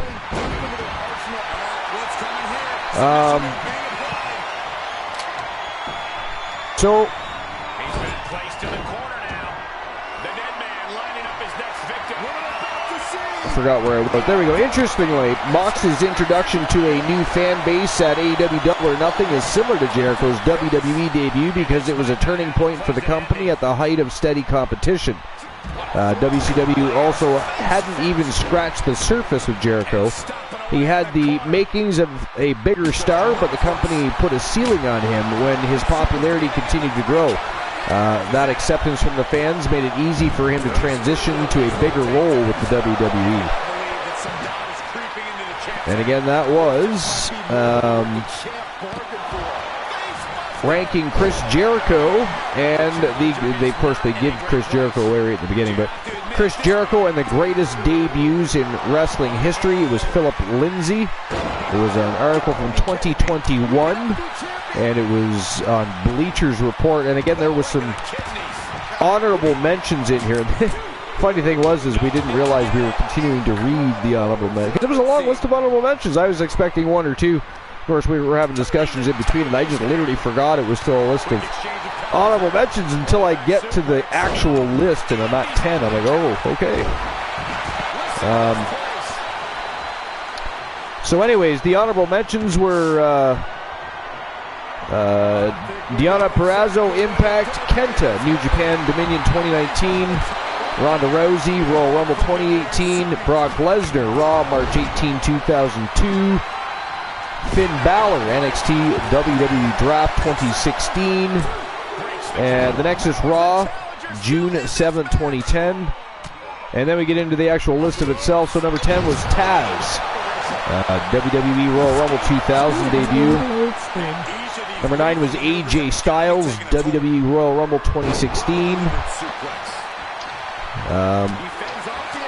Sorry, were you going to say something, Royal? I was going to say, and Taz, that I've never seen Taz before he debuted. Oh, did you not? Yeah, okay. No, but the lead-up was that 13, the orange, just the dark room, yeah, and that heart. That was so eerie. You didn't know what was coming. I was a fan that didn't know anything about Taz. I'm sure people that knew Taz, expected. Well, it might have been easier for people that knew Taz than those that didn't, because for those that didn't, depending on your perspective, you might have been disappointed with the debut because you bet that big build-up in the 13, and then out comes this small, built like a brick shithouse looking fella. Yeah, I was actually, that impressed me so much, just seeing him. Like you said, a brick shit. Wow, The Undertaker, speaking of The Undertaker was just eliminated. We are down to 4 competitors. Yeah, but kind of just, but you can see the power. Yeah. No, well, I mean, he was very, he was a physical specimen, to say the least. Yeah. And was a very good technical wrestler. As an 80s kid, he actually put me in mind of a cartoon. When I saw him, he put me in mind of Ram Man for He-Man. Yeah, he kind of did, yeah. That's funny. I never actually thought of that, but you're right, yeah. You're right. Yeah.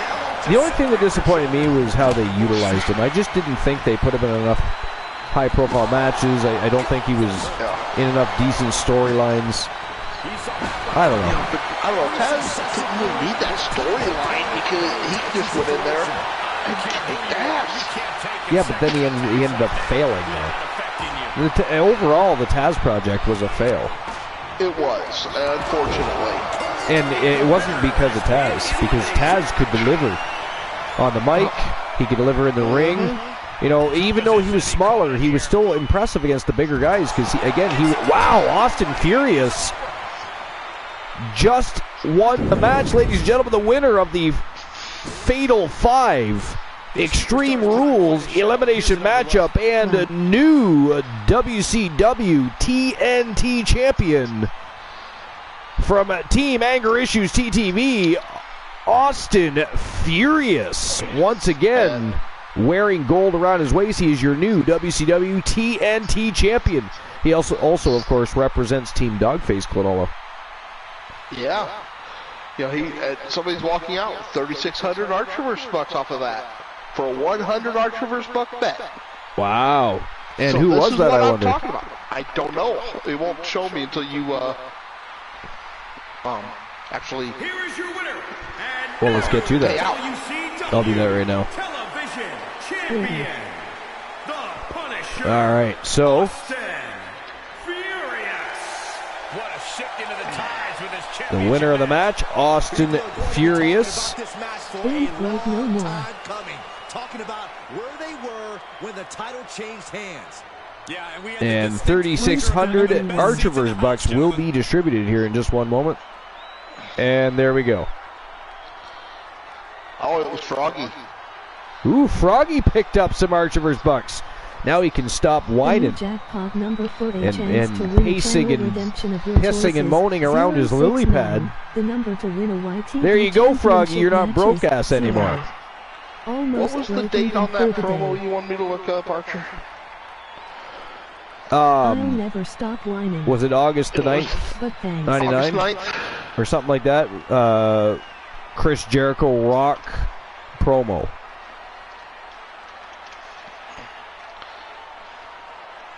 Yeah, his debut here. The 9/20.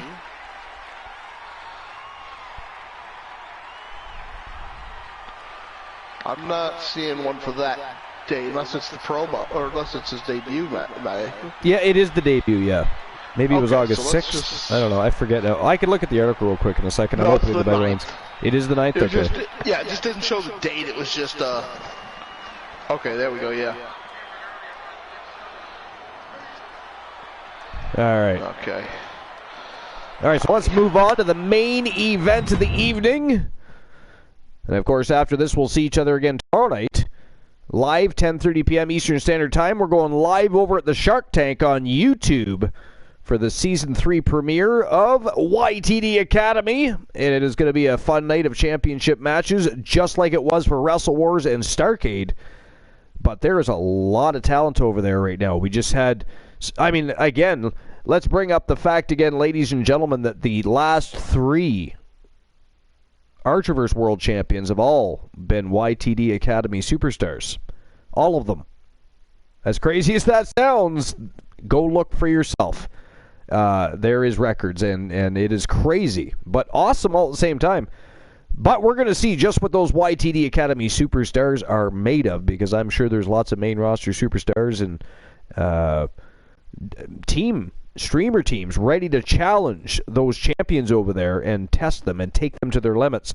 It is going to be a fun night over on YouTube, so make sure you join us. If you're not already subscribed to the Archerverse on YouTube, how dare you, first and foremost. Come and get me. Second of all, can somebody drop the YouTube link, just in case anybody that hasn't are able to join the Discord? YouTube.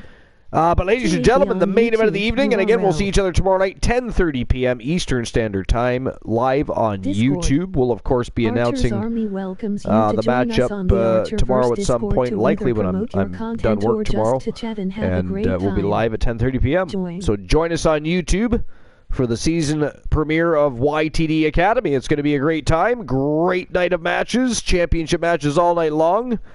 And a great way to end our premiere week. To see a and it's been a great week. Starting with the hype show. Simply type. This week has been amazing. It has. And people have just been awesome. I mean, this match here was made possible by that tournament Sunday night. Yeah, exactly. It was, yeah. Wolfman wins the junior championship and redeemed it for this match. Yep. And in this ring right here, when it comes to rivalries, one of the longest title holds I've seen in TAV history. What can get bigger Regal than had the TV Cool, belt over a month, and it was a big Christian deal. Hart, the Time is Iceman, over. and the Soul Man, who they don't like each other at all. And then you got the Wolfman, who's had such a history with both these gentlemen. Yeah, absolutely, yeah. You know, it's, of course, Christian Hart, and we joke about it, but in all honesty... By the way, the betting lines are open. Well, Glenn continues the story. The betting lines are open, ladies and gentlemen, so here we go. Main event of the evening, WCW Starrcade season premiere.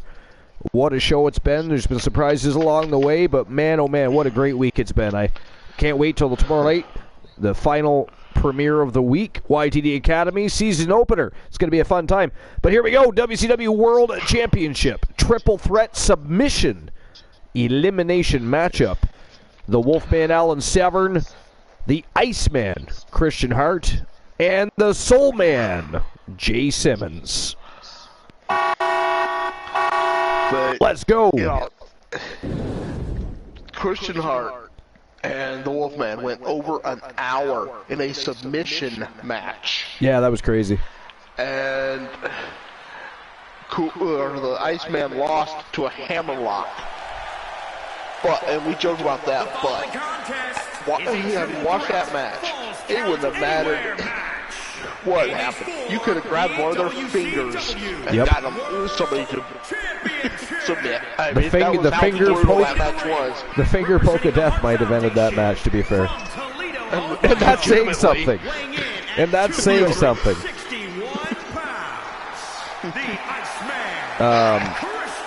So anyways, to finish running down what that list was, number 8 was Adam Cole, NXT TakeOver Brooklyn 3. Number 7, The Shield, WWE Survivor Series 2012. Number 6 was Shinsuke Nakamura, NXT TakeOver Dallas SmackDown. Number 5, John Cena, WWE SmackDown, June 27, 2002. Number 4, Kevin Owens, NXT TakeOver, Our Evolution, Raw. Number 3, John Moxley, AEW Double or Nothing, 2019.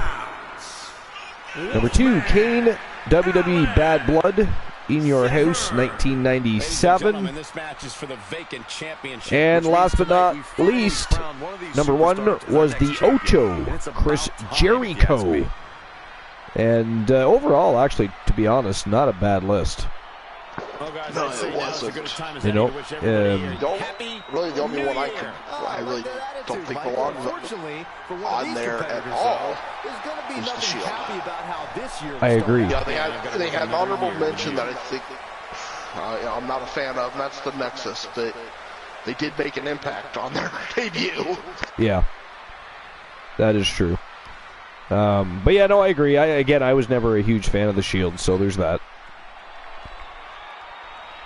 There's that.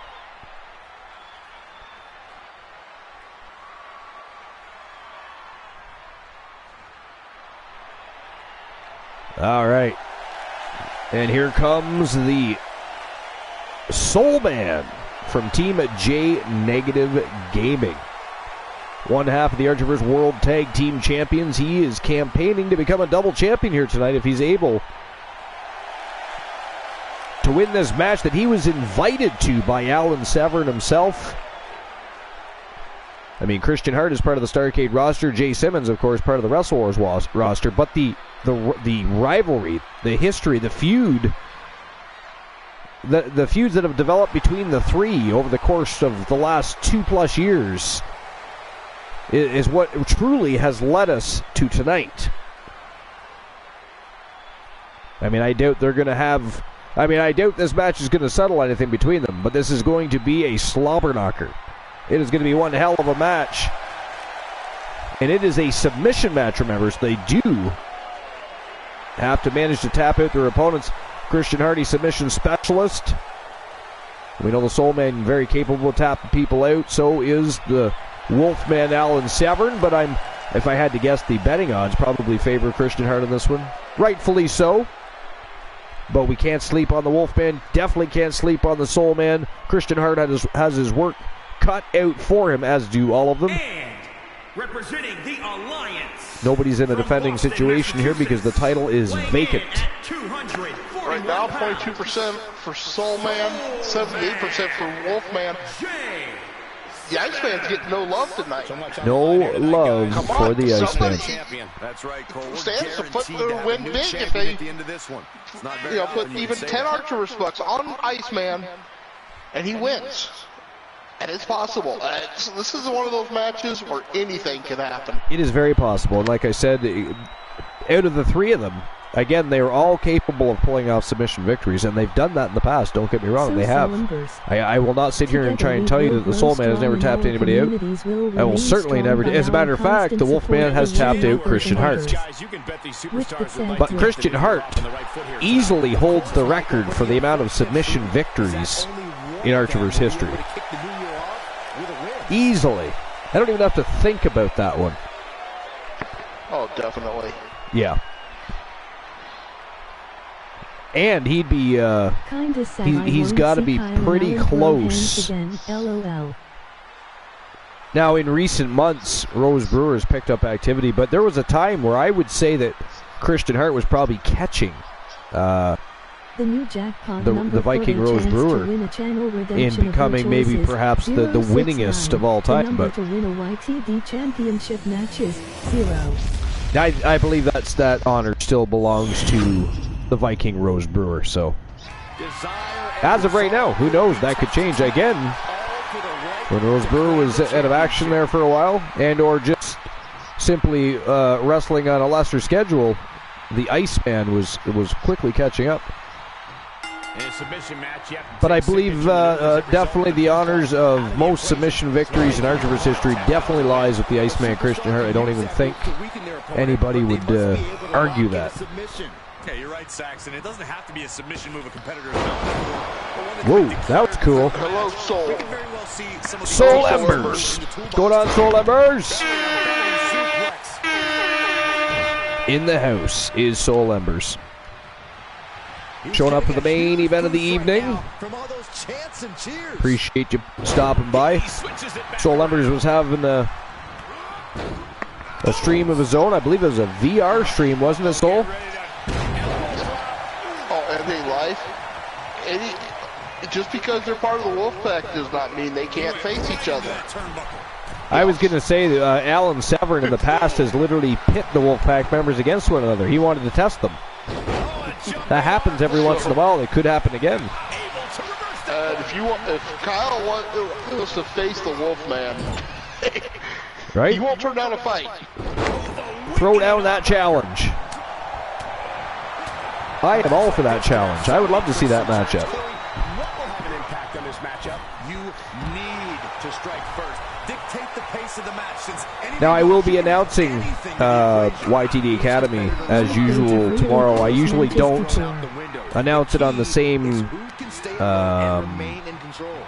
level as I do. Like when I'm advertising for Wrestle Wars or Starrcade, you know, I put it all out there for advertisement. I don't do the same for YTD Academy because I understand that there's a lot of people on Twitch that aren't going to quite yet venture over to YouTube to watch the show. That said, it's weird because we're actually starting to gain viewers from YouTube itself. It's a very, YouTube's a different beast, but it's very cool. And it is definitely treating the Archerverse very well right now. So, I'm very much looking forward to tomorrow night.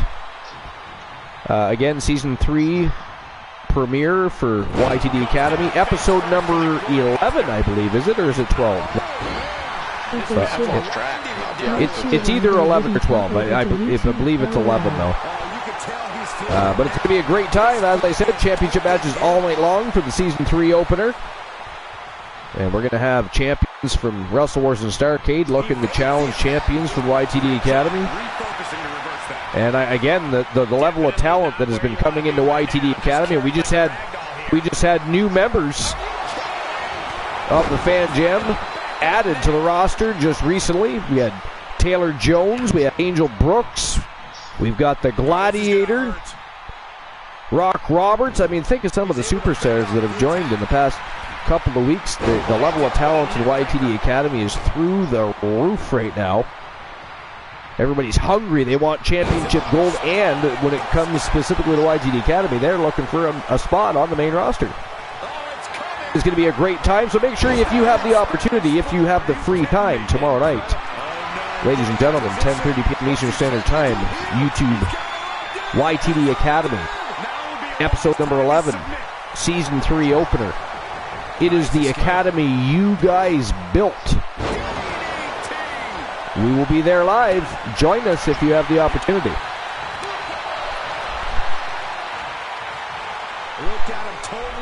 Now, after this matchup, we're actually going to invade my good buddy, Dave Demented. He just happens to be online and live, and that doesn't happen too often. And not to mention, Twitch is a little less active than normal for a Friday night. But anyways, regardless, I probably would have invaded him anyways. It's been a while, and I like to when I get the opportunity. He's a variety streamer. He also likes to do music streams and other such things like that. He plays different games, like farming games. He plays all different types of games. But he's a great guy. I've known him for 20 years. Myself, Rock Roberts, Dave Demented, and a bunch of others. We used to run in E-Feds back in the day, and that's how we all came to know each other and became friends. And we've talked, and we have each other on Facebook, Twitter, Instagram, and all that fun stuff. But they are great human beings. Dave Demented just happens to be one of them. And so we're going to go and see what he's up to and share the love and spread the support. I mean, he is a member of our community, and we want to make sure that he remembers that the Archiverse TV continues to support everybody in its community, whether it be endeavors here on Twitch or outside of Twitch. And man, oh man, this has been a great match already. I mean, the match hasn't been going strong for much more than about 3 minutes, but god damn, these guys are taking it to each other. Whoa! The Soul Slam! We haven't seen that in a while. Again, the Soul Man's been pulling off submission victories. So it has been a hot minute since we've seen the Soul Slam. And look at Christian Hart is laid out in the ring there, little. Vicious chop block. Oh, look at this. The Wolfman setting the Soul Man up for a ride here. Crucifix powerbomb. Oh, look at this. No. Chokes. Wow. Had that big paw right around the throat of the Iceman. Chokeslammed him just about through the canvas. And then just took out the ring post there. Whipped him hard into that turnbuckle. Big nasty slap right across the chest. The Wolfman, full of ruthless aggression tonight, throws him right into the Soul Man. The Soul Man does not take lightly to that. But look at this, Hart with some elbows in the midsection. And the Wolfman, just watching Hart and Simmons go at it for a little bit here, taking a little bit of a break. He is going all up. Wise decision, really, though, when you think about it. You know, let them go at it. Wear them down. Pick up the. Oh no! Look at this. Christian Hart with a sharpshooter. That is locked in tight. Wolfman's fighting it though.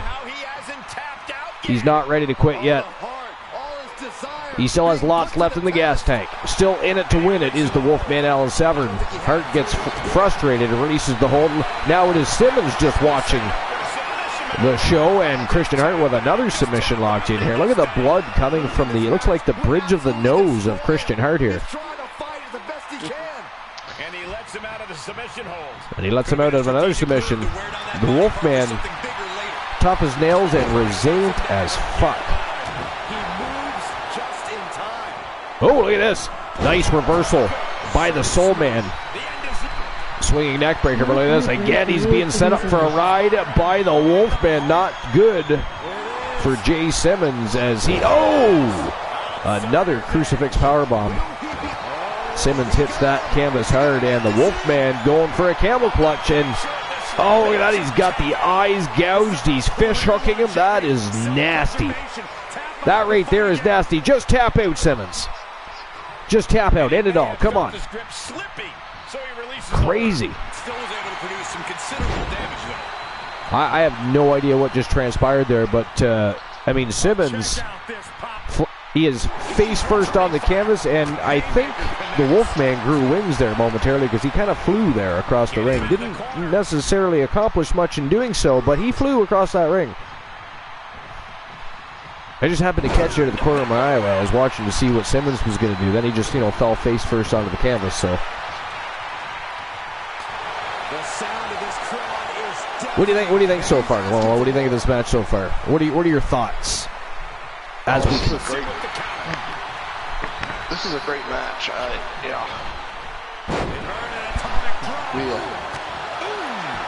This is exactly what I expected, though. I mean, it's the three of these guys know each other very well. There's a lot of respect in this ring, but at the same time, nobody's holding back. They're giving everything they have in this ring. I don't disagree, but for that matter, I wouldn't expect either of these gentlemen to hold back anything, whether they're friends or foes at the time. Again, oh, look at that, Jay Simmons tapped out. Oh my God, we're never going to hear the end of that from the Iceman, Christian Hart.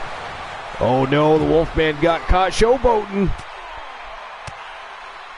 Ladies and gentlemen, the Soul Man has been eliminated. We are down to 2. The Iceman, Christian Hart, and the Wolfman, Alan Severn. Here at the main event, Season 3 opener of WCW Starrcade, WCW World Championship on the line. Man, oh man, what a main event. And look at this. Hart, oh, he went for a ride. Another crucifix powerbomb by the Wolfman, and he's apparently not done. I mean, for me, I just would have finished him right there. It's possible. I mean, he is still almost sleeping on that turnbuckle. But no, that's not good enough for Severn. He's got to play with his food, and now he is still going to continue to play with that food. He's got to be careful because food has been known to bite back. But he's going for another crucifix powerbomb, and he lands it. My God, the Iceman is taking a beating here tonight.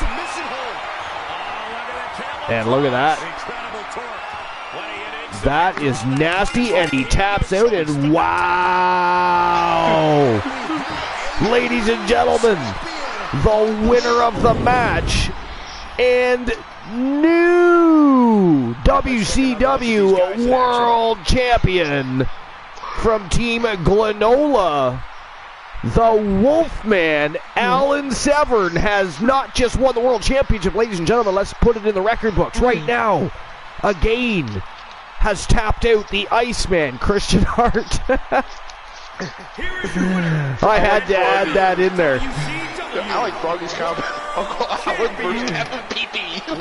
Wow.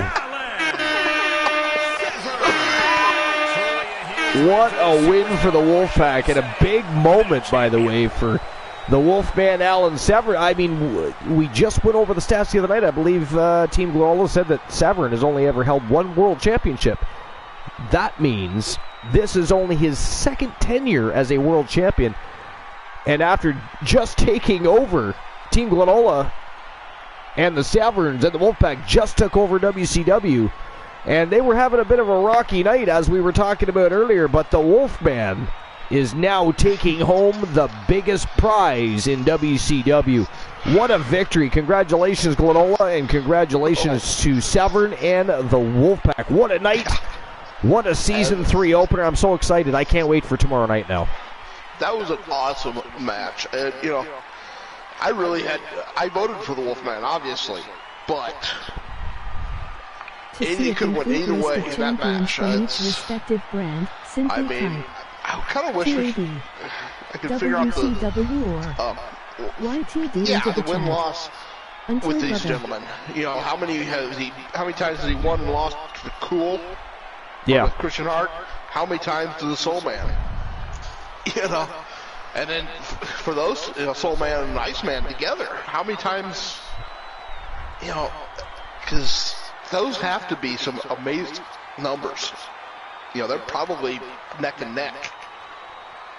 I mean, it'd be interesting to find out. Soul Ember says, until Bubba. Froggy Ball. Uncle Allen versus Captain PP. Let's go! Oh my God. Oh my God. All right, well, ladies and gentlemen, that is it. That is all for episode number 435. The Season 3 opener of WCW Starrcade, the first night with the Wolfpack and the Severns in full ownership and control, and what a night it was. Some surprises and shocks along the way. Great in-ring action. You guys were all fucking phenomenal and fantastic as always. You're all fucking legends. Appreciate each and every one of you.